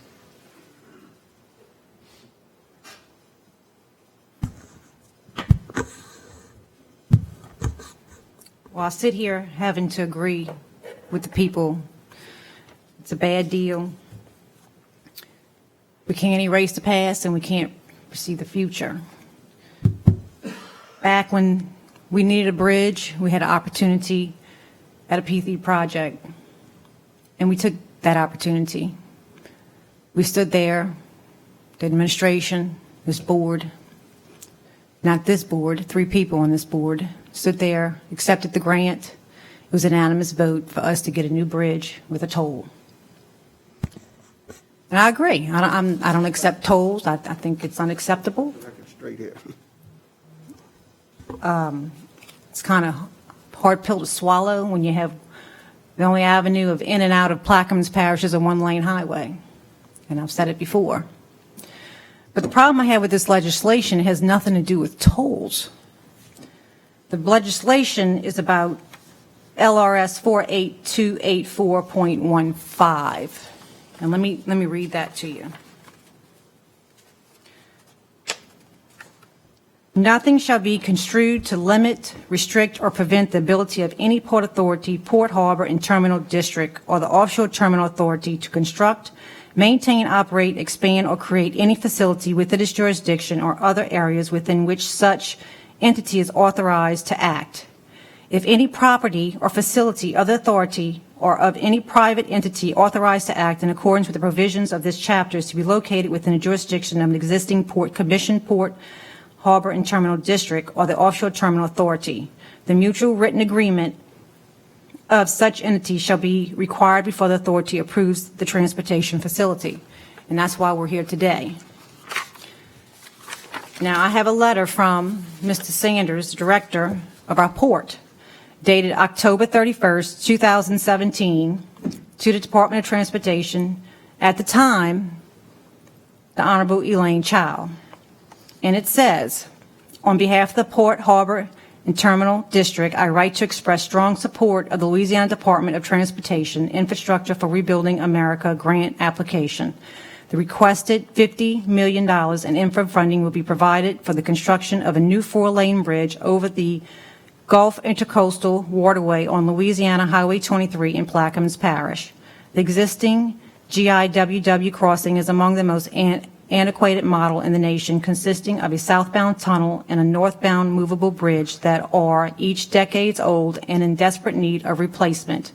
More specifically, the existing structures prevent efficient movement of commerce by stopping vessels below and overhead truck traffic several times each day for the bridge to open.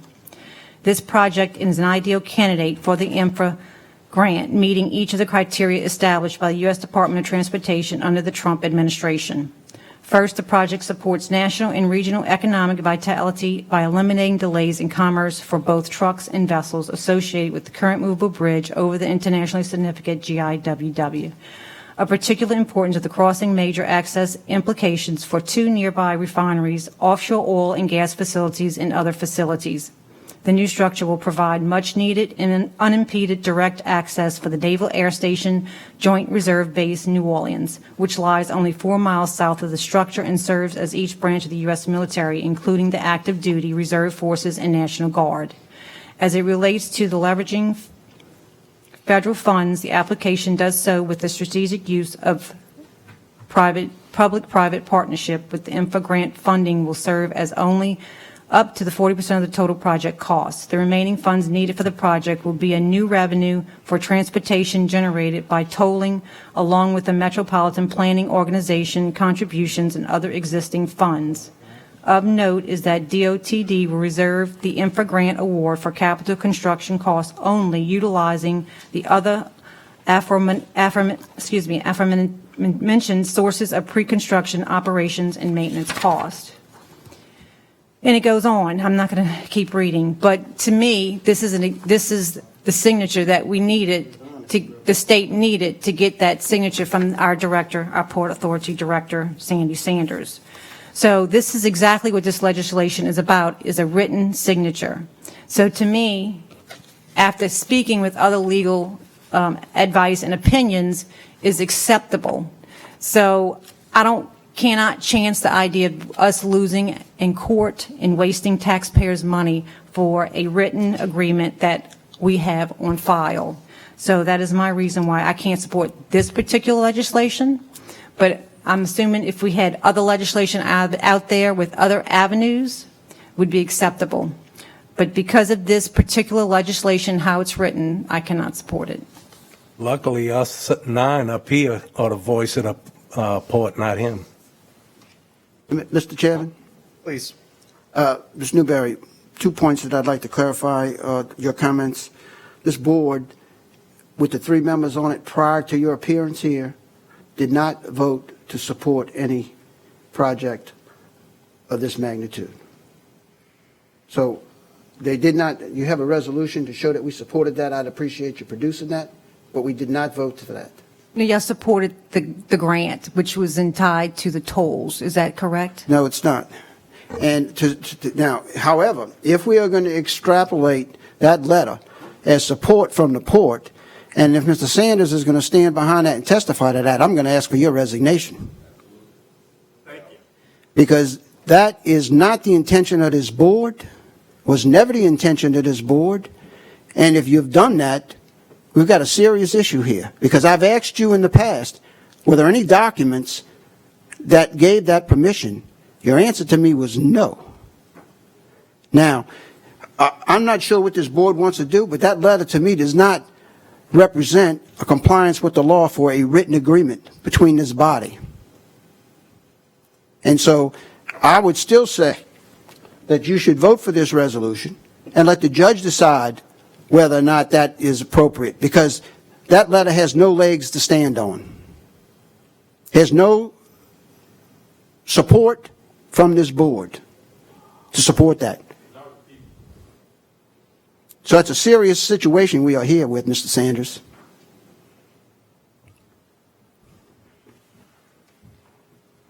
We're moving forward with the vote? Yes. All right. Question has been called.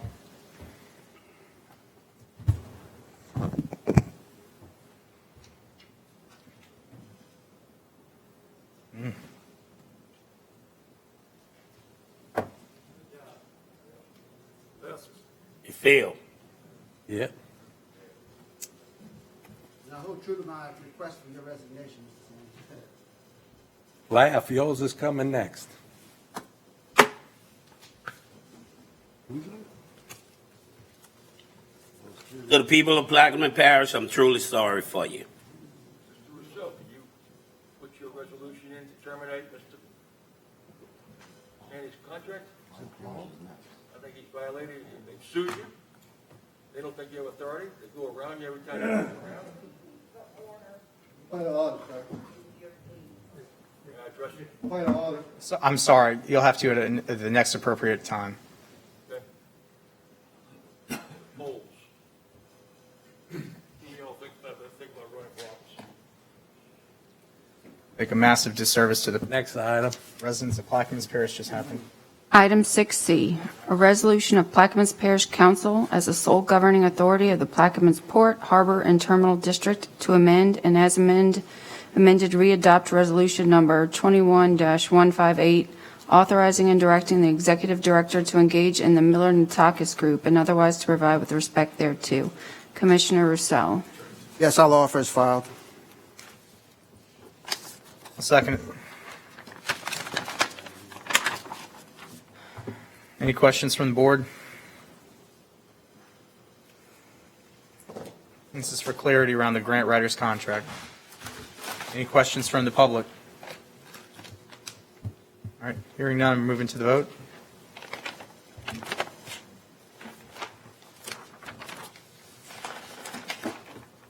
Passes 9-0.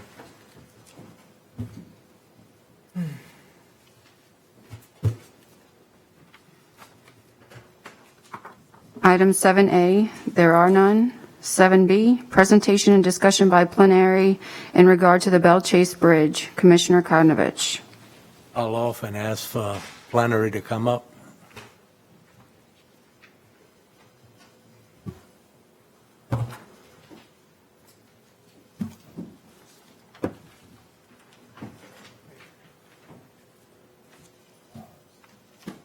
Good afternoon, members of the board. My name is Dale Bonner. I'm the executive chairman of Plenary Americas, and we are the infrastructure development firm that owns Plenary Infrastructure Belle Chase.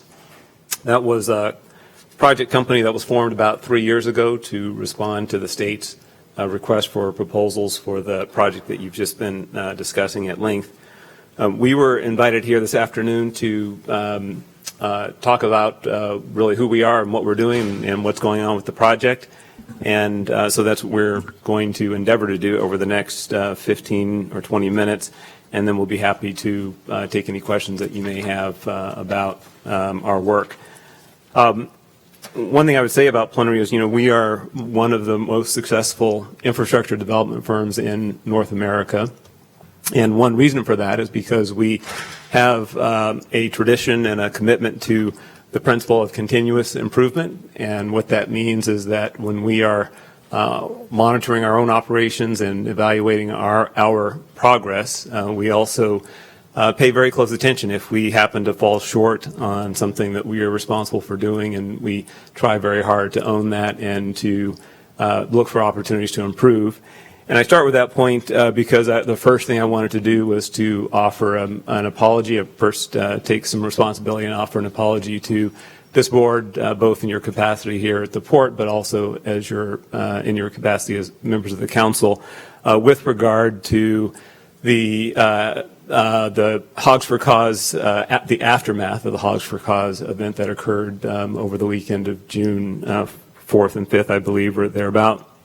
And in particular, what I'm aware of is that when you have incidents on this, on the bridge and the tunnel, and there will be many, I'm sure, but I know that when they occur, people don't call me, and they probably don't call Baton Rouge. They call you as members of the local leadership here, who are most responsible to the members of the public, and they expect that you're aware of what's going on and engaged in the process of fixing it. And that was not our best work in terms of the communications plan that we had in place at that point in time, to make sure that everybody was aware not only of what had occurred, but more importantly, what was being done about it, and how we all needed to work together to get through it. And so for that first point, I wanted to make sure that we acknowledged that and owned that, and let you know that we had taken the opportunity to also reevaluate how we operate in that regard, and to make some additional improvements that we'll be talking about this afternoon as to how future incidents will be addressed. I'm not going to go into great lengths about I will go to, there's an organization chart here that just, there were some questions and comments I know that we observed at some of your recent meetings about not just who Plenary is, but also who else is involved in the project with us. And so I just start with the original, or the first slide that you see there, which is an organization chart that shows that we have a comprehensive agreement with the state of Louisiana through the Department of Transportation and Development. And Plenary Infrastructure Belle Chase, I mentioned, is the project company that signed that contract, but we also have, as members of our team, Traylor Brothers and Massman. They are what we call our design build joint venture. They are the hard hats that will actually be on the ground performing the work. And they are supported by Huval, which is a design firm, which is working on the design features of the project. And then you have a tolling operator that will begin operations when the project is complete. And also then you see DBI, which is the company we're working with now, actively on the bridge 24/7 right now, taking over operations and maintenance of the existing facilities. I'm not going to spend a lot of time really on these next couple. We're going to get right into the conversation about what we're doing and where things are, largely because the time that you just spent in your last discussion reflects to me that you're aware of what the project is, and you're aware that we have been contracted to take over the responsibility of delivering not only a new bridge, but also some landscape and hardscape facilities as well, and a pedestrian path. You're aware that we are going to take over, or we are taking over the existing operation of the existing facilities that began in April of this year. And we will then, when we get the new structure open in 2024, we will then start that 30-year concession period that you've heard some about this afternoon. And during that process, we will be initiating the tolling process that I mentioned. During that time, we will then be assuming the revenue risk associated with the level of tolls and whether that will be sufficient to repay the cost of the activities that I just described. All of this is under a contract that is consistent with the widely accepted precedent that you see around the country and around the world. Basically, that has some of the main features that are identified here. Our risk for the cost and performance requirements, the state's opportunity to regularly audit and inspect each of the elements of the agreement, the fundamental arrangements around identification, primarily for things that we either do or fail to do that's required by the contract, the necessary insurance, performance, the security that's involved to make sure that we actually have the capacity to complete the project, and then also the handback procedures, which are relevant to clarifying that, or to make sure that everybody understands when we leave town and when we're done, you'll still have a structure that will stand for another 50 years beyond that and will be in pretty good condition. Won't speak too much, and by the way, this presentation not only is being left with you, but it'll be on the project website as well and made available to the public. One thing that you'll see on the slide with regard to our roles and responsibilities, and we put first the responsibility to inform the public and engage, and that is what I made reference to, an area that we had fallen short on relative to the Hogs for Cause event. But it's also important because we continue to see, in fact, I had an opportunity to look at not only your last couple of meetings as the council, but we also went back to March of this year to try to catalog all of the various questions and concerns that we have heard about from members of the public, and had seen some additional comments that we track on social media. And a lot of those questions and concerns really are about people's questions about what's going on today and how do they maneuver through some of the traffic situations that they see on a day-to-day basis. And so that's really what we're going to take you through this afternoon. There's a lot of information that we not only want to communicate with you over time, but we'll also need to work with you in making available to the public. And so we'll talk about this towards the end, but just to let you know that we do have a very robust plan for that public information and communications. And that's very much a central part of what we do, because we think it's important not only for the physical health and safety of the traveling public, but for equally important, the mental health of people who suffer just the sheer aggravation and frustration with being stuck on either the bridge going north or in the tunnel going south when there are issues. And so we are going to be emphasizing those elements today and going forward to work with you to make sure that it can be done as efficiently as possible.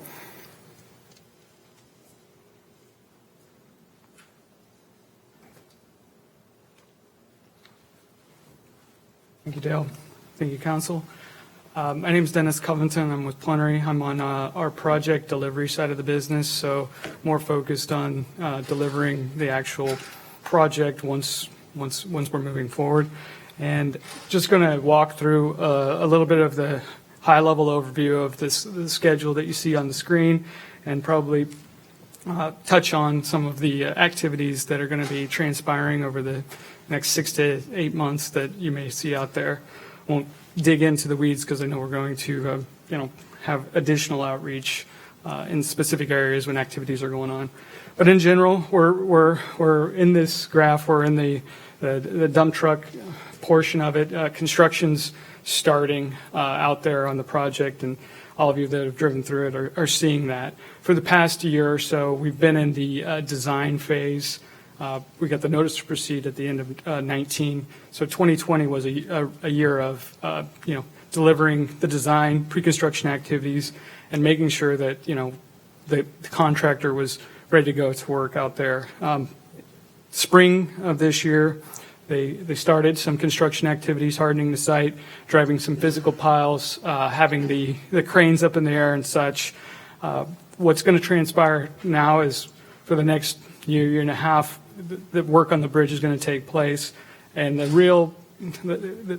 first real major traffic switch is around August of 23, and that's when the bridge will be substantially complete and traffic will move out of the tunnel. And then in April of 2024 is when the new bridge is fully operational.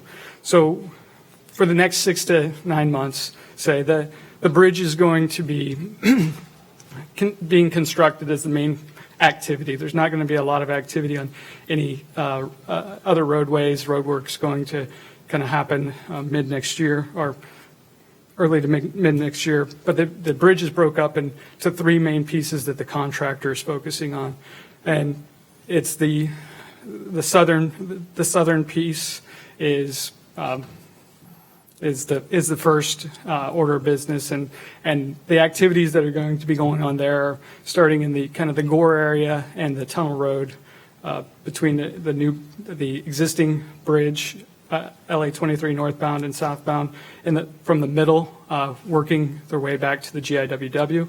The second piece of work is in the actual GIWW, one of the main piers. There's two main piers in the GIWW.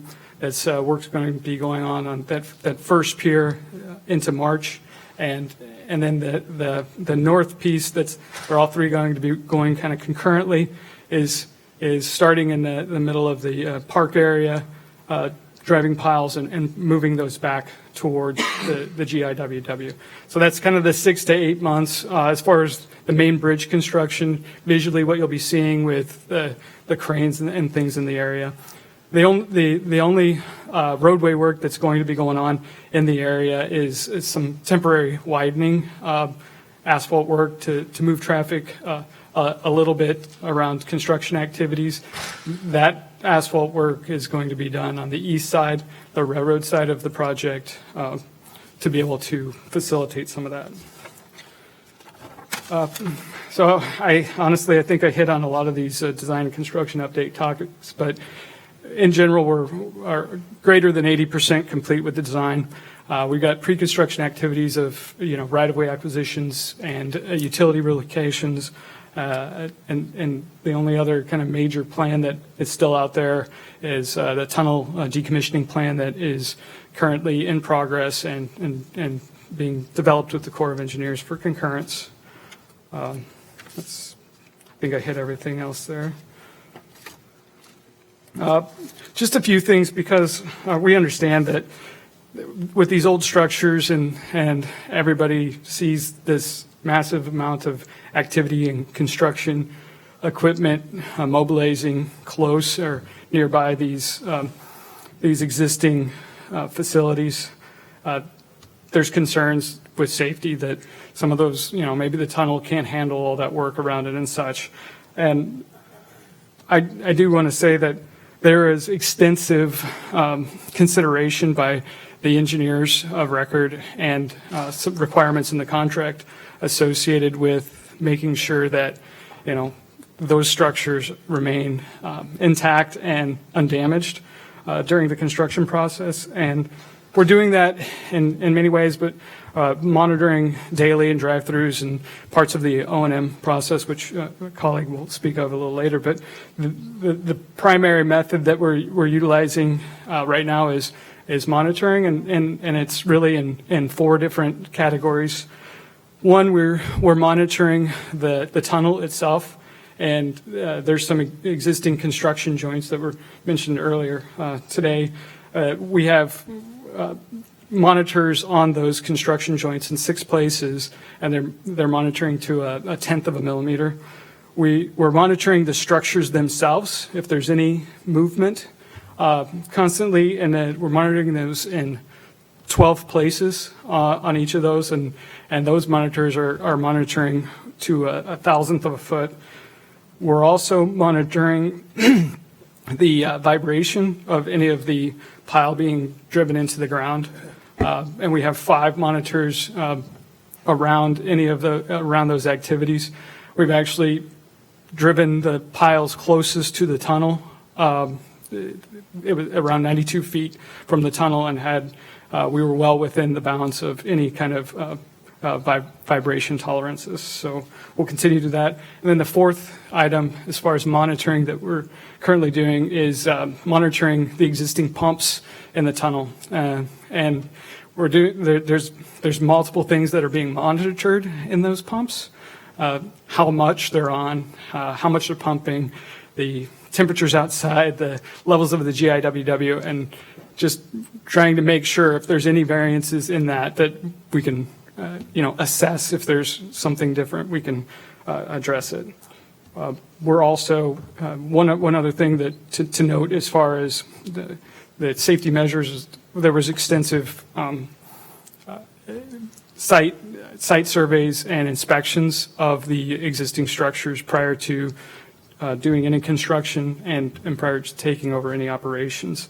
And we continue to video and do aerial photography and document anything that's going on there. So I will pass it on to O&M real quick. Thank you.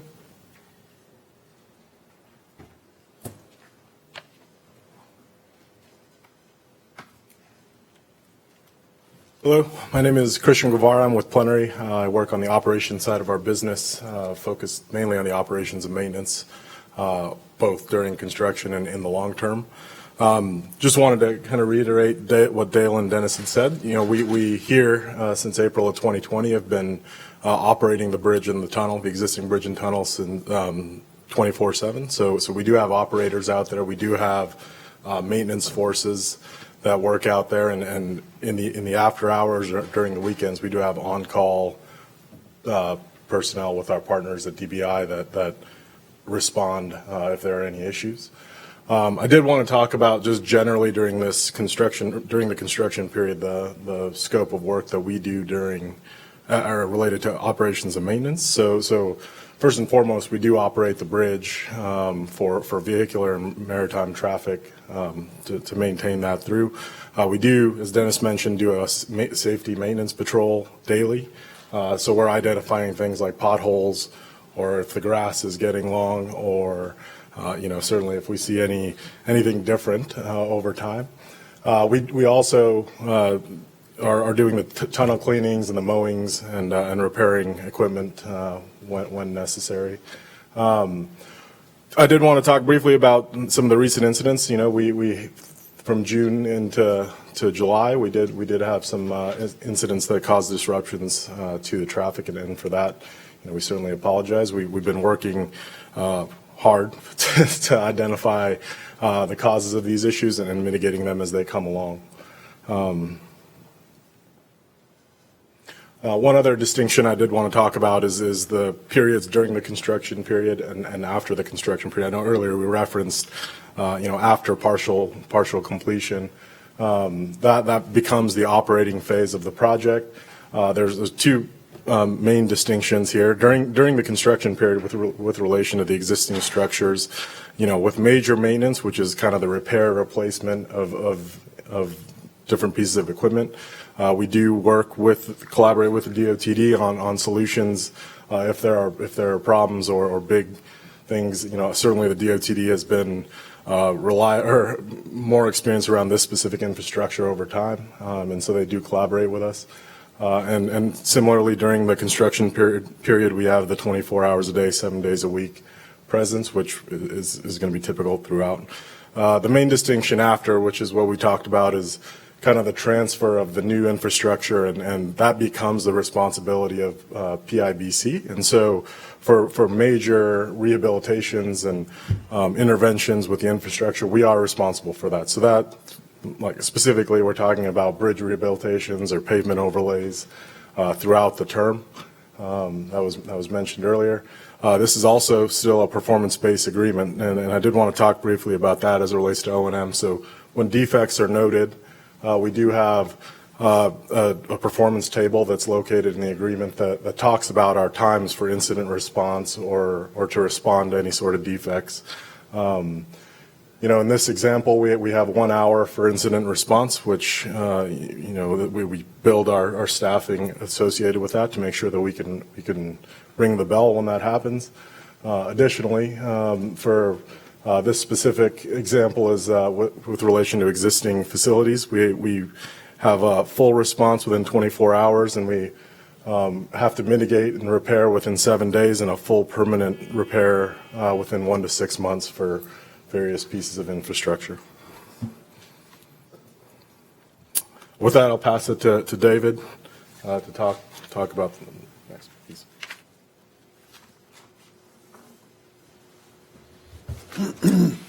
Thank you, Christian, and thank you, Council. My name is David Van Heeswick. I'm the project manager responsible for the site work. My main duty is to be on site, coordinating the efforts of both the old and new that's going on. Moving forward, I think the new is going to take the limelight of the project, and I hope I'm looking forward to communicating that information to everyone, including the council and the parish residents. One of the important aspects of this project that we've identified at the beginning and we continue to upgrade is the response to any incidents and coordinate it with the public entities, whether it be the parish, state, local leaders, or even the people passing on the highway. The best thing to do is coordinate it through communications and different avenues to get the information out so that everybody has it, can respond with whatever their work schedules are or things that are going on in the area. And, we're launching a social media channel to communicate that emergency. I believe it's almost online, but we also have other avenues to get the word out so that everybody knows. On other issues like construction and even scheduled maintenances on the tunnel and bridge, we'll put out notices in advance and coordinate with the local businesses and as far as putting out signs and barricades so that it's not as disruptive as possible. Any kind of emergency responses, we prepare to work around it to where that's the highest priority of what's going on at the time.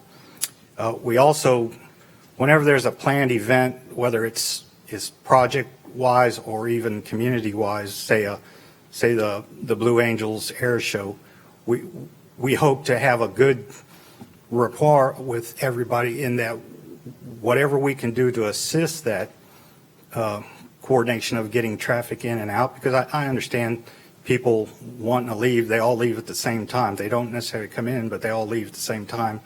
And working with the marine traffic to allow that bridge to flow steady and not be disrupted with boats passing is one of the goals that we hope to achieve in helping that situation. Sometimes there's unforeseen events, like a breakdown in the bridge or worst case, an accident that may happen in the tunnel or something, an obstacle on the road. We have a procedure in place in our emergency notification process that deals with those particular items. One of the next slide, I'm not going to really go over it in detail, but that's a typical coordination highlight for whenever we have an unplanned event like a bridge breakdown that we experience periodically. Sometimes it happens a lot, sometimes it doesn't happen at all. We find there's a lot of variables that affect that, age being the biggest one. These are just old structures, and they require a lot of tender loving care, maintenance, whatever you want to call it. So, what we have here is basically just the procedure of how we notify everybody. After about a 15-minute troubleshooting effort, say the bridge breaks down, we put out a notification through our public information officer, through text messages and emails and press releases, and to detail and inform everybody that there is a problem. When it's identified, however long-term it is, then additional notifications are posted through those same avenues to the same people and sources to let them know whether it's fixed and everything's back to normal or if it's going to take a longer period of time.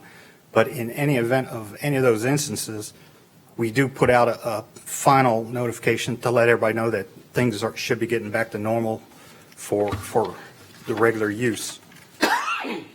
The last thing I want to bring up is the extreme importance that we identify and we can relate to the need for communicating with everybody that's involved with the project, whether they're a business alongside the road, you council members, the police, the fire safety, Corps of Engineers, Coast Guard, all those. And what we do is we want to get out the information to everybody, and what Mr. Dale has talked about is put out some outreach programs moving forward as things progress and things are identified. The goal of these town hall meetings is for one, is to let everybody be informed as to what's coming up, and two is to take some input from all the stakeholders, the residents and everybody, as to what we're looking at, the way we look at it a different way, and what we can do to improve the situation. If it's something that's not foreseen, then maybe there's something we can deal with to handle it. We also use social media channels and share project updates on a regular basis. Also, any kind of traffic management, we coordinate them through, which may involve an outside event, say the Blue Angels air show or a rodeo or anything that's going on that may affect traffic, that we try to coordinate it through our information sources. We'll continue to do these efforts to communicate to the public by using a website, emails, phone numbers, as you can see on the listing. You can, if you have any interest or want to inquire as to the status of the project, you can go to the website and see the information. There's some questions that are asked. If you have a question, you can pose that question. If you want to make a statement, just send it in as a question, and we'll respond to it through our public information officer, which is Franklin Associates, who are here today to represent the project. Again, if there is any interest or any input that you want to give to it, just visit the website or call the regular number if that's the way you do business. We want to make ourselves available to everybody to allow you people as well as the construction team to work together to accomplish this the best for everybody. That's the goal of it. David, before you go, I have a question. Yes, sir. Can you tell me more about how y'all are coordinating with marine traffic? Are you communicating with the Corps of Engineers at the Algiers Lock? Sometimes that lock has a large waiting list, and we'll see barges and tugboats go underneath only to just sit and wait for hours and hours. Especially during peak traffic times on the road, this is a real problem. Is there communication there? Yes, the Corps of Engineers we're in contact with them, and whenever there's an event like a shutdown or an event that happens near us, we talk back and forth and communicate the instances. If there is a case that has happened, I don't think it's happened in this particular case that I'm aware of, but if there is a backlog on it, then we'll work with the construction team to alleviate that based on our work that's going on. There will be instances where we're actually in the channel blocking the marine traffic that we coordinate with the Corps of Engineers as well. The Coast Guard's involved actively on notices to all mariners based on the activities that we do there. The construction team of Trailer Massman have real good relationships with the Corps and Coast Guard as far as communicating future plans and potential closures and work to where those make it best for everybody. I know the marine traffic is just as important as anybody because that's our way of doing business down here. Thank you for your time. Mr. Chairman. David. Yes. There's people on queue. Mr. Bartholomew? Yes, I've been on queue. Speak up. My question is to plenary, what are you doing to promote local laborers and subcontractors in Plaquemine Parish to give them the opportunity to be part of this process rather than trying to import those services if the services here in Plaquemine is already available? Well, what we do as far as a team, which I'm referring to DBI as the operations maintenance and Trailer Massman as the construction group, is they engage in local hiring on an as-needed basis. The workload of the O&M DBI work is pretty much basic, and they actively seek local residents. Obviously, there's a big advantage to people who are local that can work. I had a lot of calls and concern about that because they said they would approach the site and they wouldn't even give them the time of day to be considered. They say they don't need anybody. So what are the procedures that that they put in place to offer people an opportunity when they can come to visit or when they have a fair program going on or something? I don't know. A notice went out that they can apply. What's the website or what's the place where they can go? The website on the screen is the site that for jobs. It does indicate hiring applications that are currently being sought by the companies. Where are the applications? The applications are on the site office right adjacent to the project. That's where they would go to fill out an application, drop off a resume. So if there are people out there concerned, they can go to the job site or look for the trailer and automatically fill their application, Yes. and Okay, thank you, sir. That's where it's drawn from.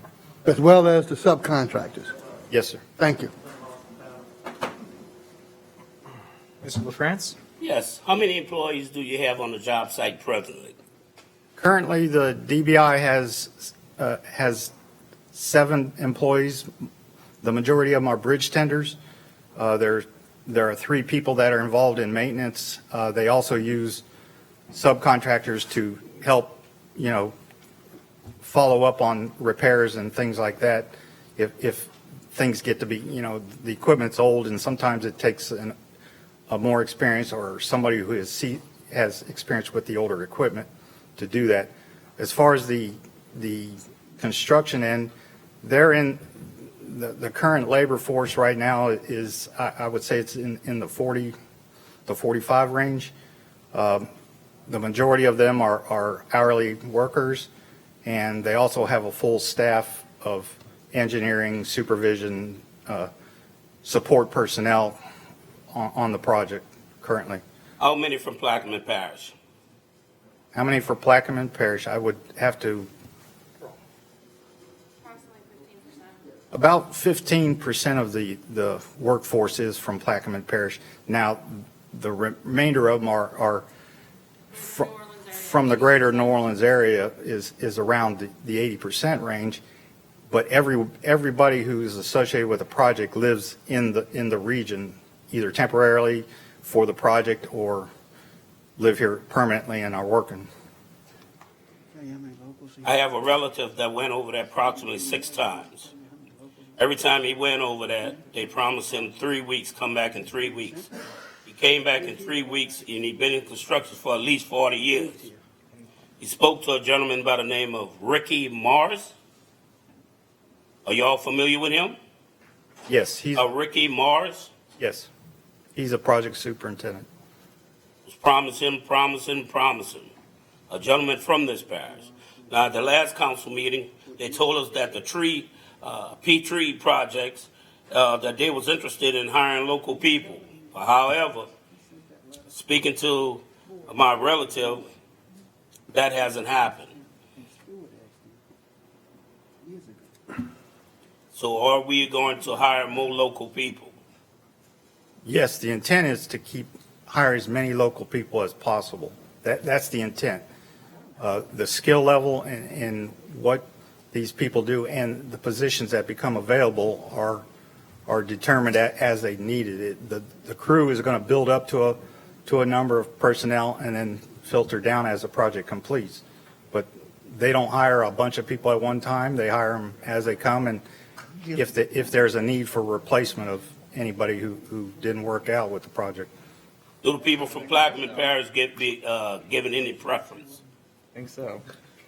Special preference, I don't. I think the skill level is the primary concern. Locality is the secondary concern. Like a gentleman with 40 years of experience, I think that's a lot of experience. I agree with you.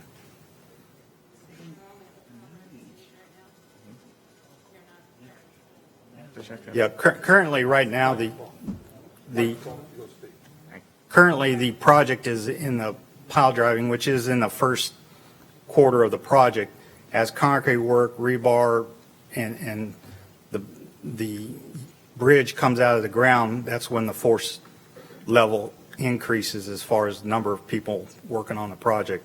It takes more people to form up concrete and finish bridge decks as opposed to a couple crews driving piling.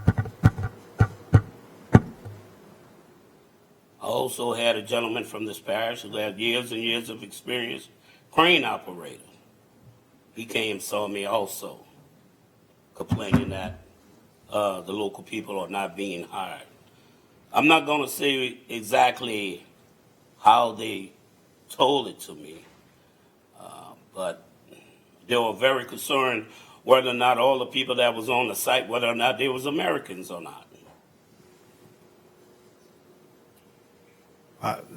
The best I can say is that I could get with you after this meeting and we can address the specifics of what you're saying with the project team and clarify. I'm a type of person that I like everything in the open.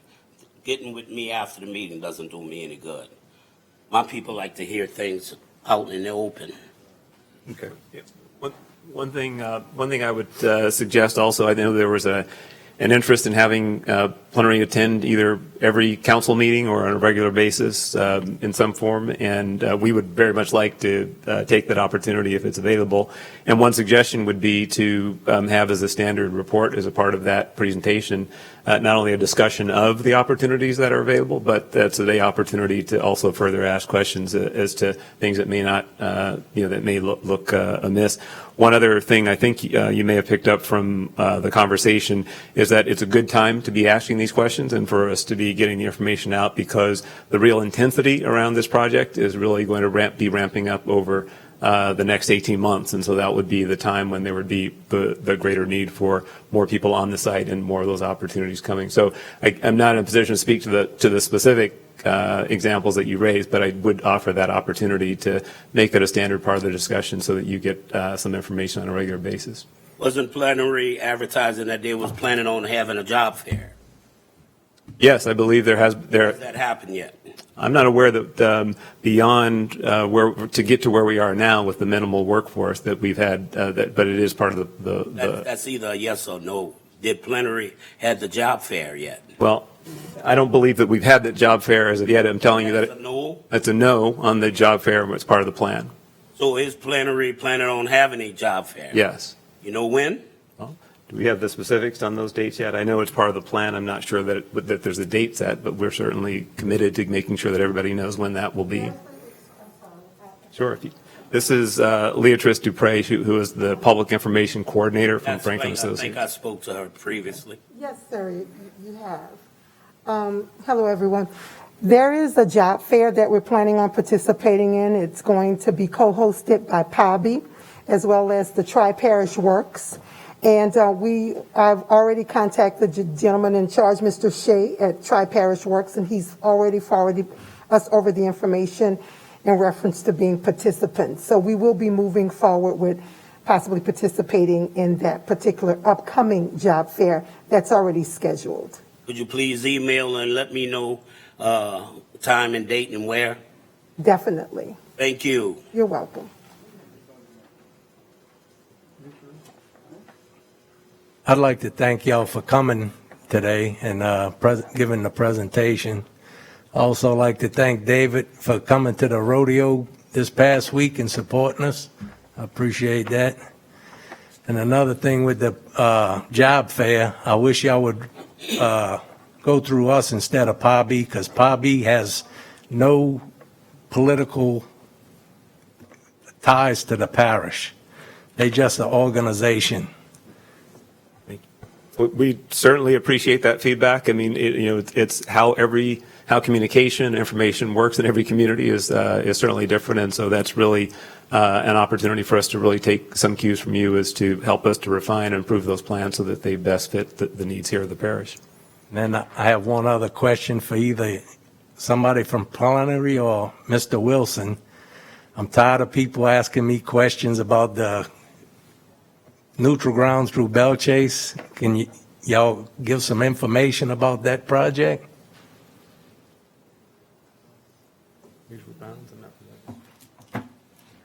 I'm not familiar with the specific project you have, but I will most certainly give you Chris Morvant and our area engineer's cell number to reach out to them and speak specifically on the maintenance. Is it a mowing issue or is it a... They redoing the, I don't know if they're redoing the drains in the neutral ground or what, but...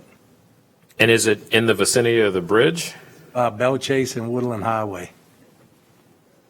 Okay, I'll make a note and send Chris Morvan a text and ask him to reach out to you to get some specifics on what we're doing. We always have about 3,000 projects going at one time, and as much as I like to try and keep a thumb on it, it's not easy. But I'll make sure he reaches out to you tomorrow morning. All right, thank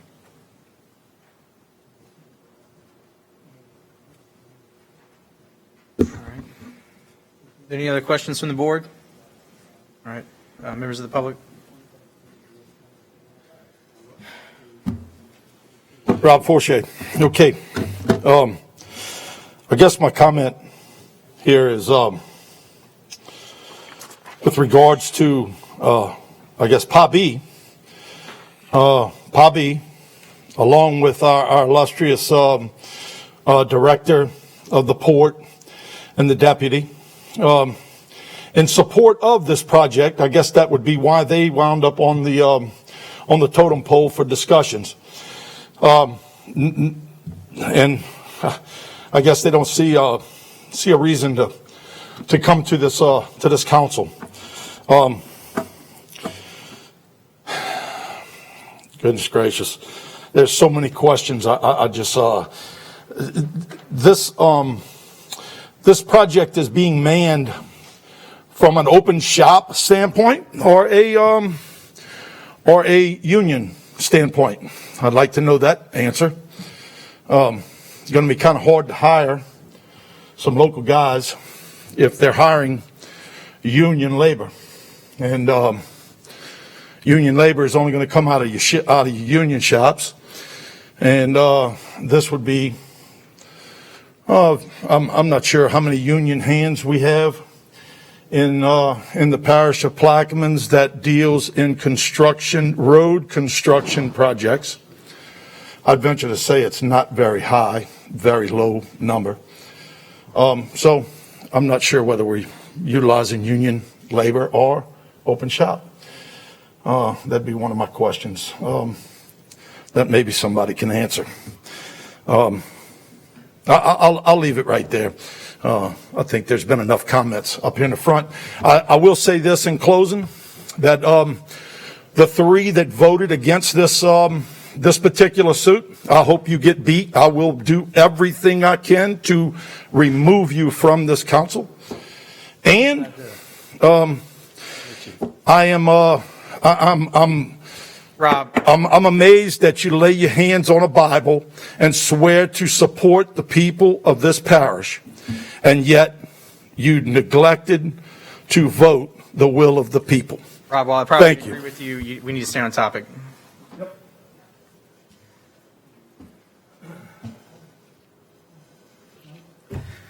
Mike Scorsoni, 150 Adam Drive. I'm going to remind plenary and the Department of Transportation of what is in your contract as far as recruitment. I'm on page L46 of your comprehensive agreement, and I will read. When advertising for employees, the contractor shall include in all advertisements for employers the notation equal opportunity employer. All such advertisements shall be published in newspapers or other publications having a large circulation among minority groups in the area from which the project workforce would normally be derived. Right here. So putting notices in a trailer next to a construction site, not what it says in here. I would suggest, you read this document. I don't know who put it together, but maybe get with them and say, hey, well, give me the strong points in it. That's one thing. All right, let's talk about this, the bridge and the traffic and everything else. For years now, since this project has kind of came on board, we've been requesting meetings with the Coast Guard, and I know they've taken place, to ask for 30 more minutes, okay? We got the refineries letting out, we got the base letting out and everything else, but that bridge goes up at 5:30, okay? There were meetings. I know Chris Leopold met with Department of Transportation and the Coast Guard and everything else, and I got emails from Chris Morvant.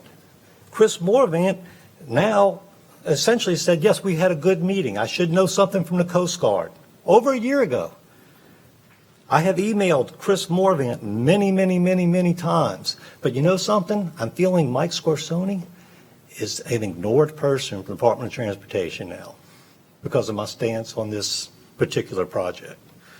So I got that. About the Coast Guard, and I know and it might be a reason there's so much traffic, and I don't know if it's fixed yet or not. The Fort Street Bridge is out, so This has been for years, though, Mark. I understand that. but there's more traffic today Yeah. because of the Fort Street Bridge out, and nobody could go that way. But traffic-wise, if we, put it this way, in 3 years, this project's going, okay? It's going to be rammed down our throat, and there's nothing we can do about it, okay? So we have to accept this now. But for 3 years, can we get this thing extended for 30 minutes? Throw us a bone. Throw us a bone or something. The folks who abstained on this vote, in my honest opinion, and abstained on the vote. Mr. Scorsone, 1 second. A member of the public is speaking. He was specifically addressing you, Mr. Black. Folks, they abstained. Please continue. Thank you. I just feel that an abstain on a vote this critical for the parish was not a good thing. And then one of the people that abstained or whatever like that, engages in conversation about the project. I'm like, it just doesn't make sense. I mean, either you're going to vote on a project or things with the project, or you're going to just stay silent. Lastly, and this is the last thing I want to bring up, somebody talked about POBI. Let's talk about POBI. Let's talk about our elected officials being part and being on the board of these lobby groups who went to Baton Rouge and issued green cards. These are lobby groups, okay? If you're going to go to Baton Rouge and issue a green card, you are a lobby group. I'm talking POBI, I'm talking GNO Inc., I'm talking about West Bank Industrial, I'm talking about BRAC, any one of those. Any one of these people sitting getting a parish paycheck that is sitting, I don't care if they belong to the organization. I'm talking about on the board, on a voting board. That should be a conflict of interest. And I employ any of you up there to please make some type of resolution to make that a conflict of interest, and they should not be on a board of a lobby group while they're getting a parish paycheck to represent us on the council or on the port or anything. Okay? It's a conflict of interest. It looks bad. The optics are horrible. That's all I have. Thank you. Mr. Scorsone, thank you.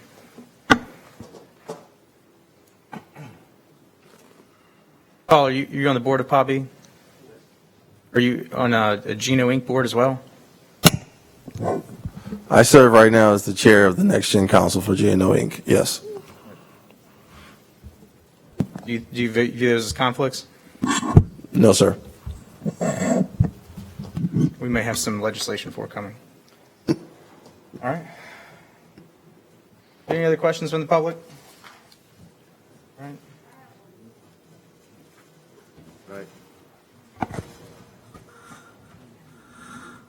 Tracy Riley, 13482 Highway 23. Speaking as a resident and also as the president of the Algiers-Gretna Plaquemines Parish branch of the NAACP. In 2016, when the governor flew in and announced this great project was coming, it was at I think it was an annual POBI function. And I stood up and asked what controls are in place to ensure that the Plaquemines Parish residents, including people of color, would make sure that they have the opportunity to apply for these jobs, compete for these jobs. 15% of the workforce being from Plaquemines Parish is not acceptable. That's an F in my book. And I'm standing to put that on record and to ask the council to come up or develop some type of requirement to make sure that the workers from Plaquemines Parish who are seeking that type of employment actually have special preference to win those jobs first, and certainly increase the percentages beyond 50%, if anything. But 15%, 15% is not enough. Thank you. Thank you, Mrs. Riley. All right, hearing no other questions.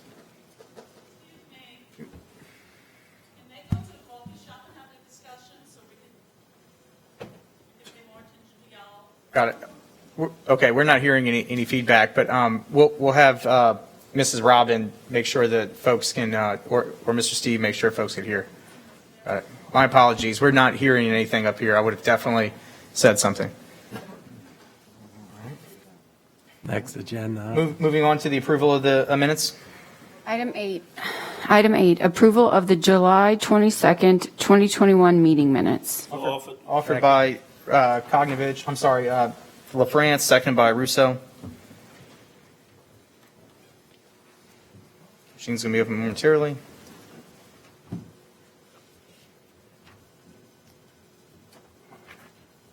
Eight with one absent. Verbal, Motion yes. to adjourn. Verbal, yes. Motion to adjourn by LaFrance, second by Blink.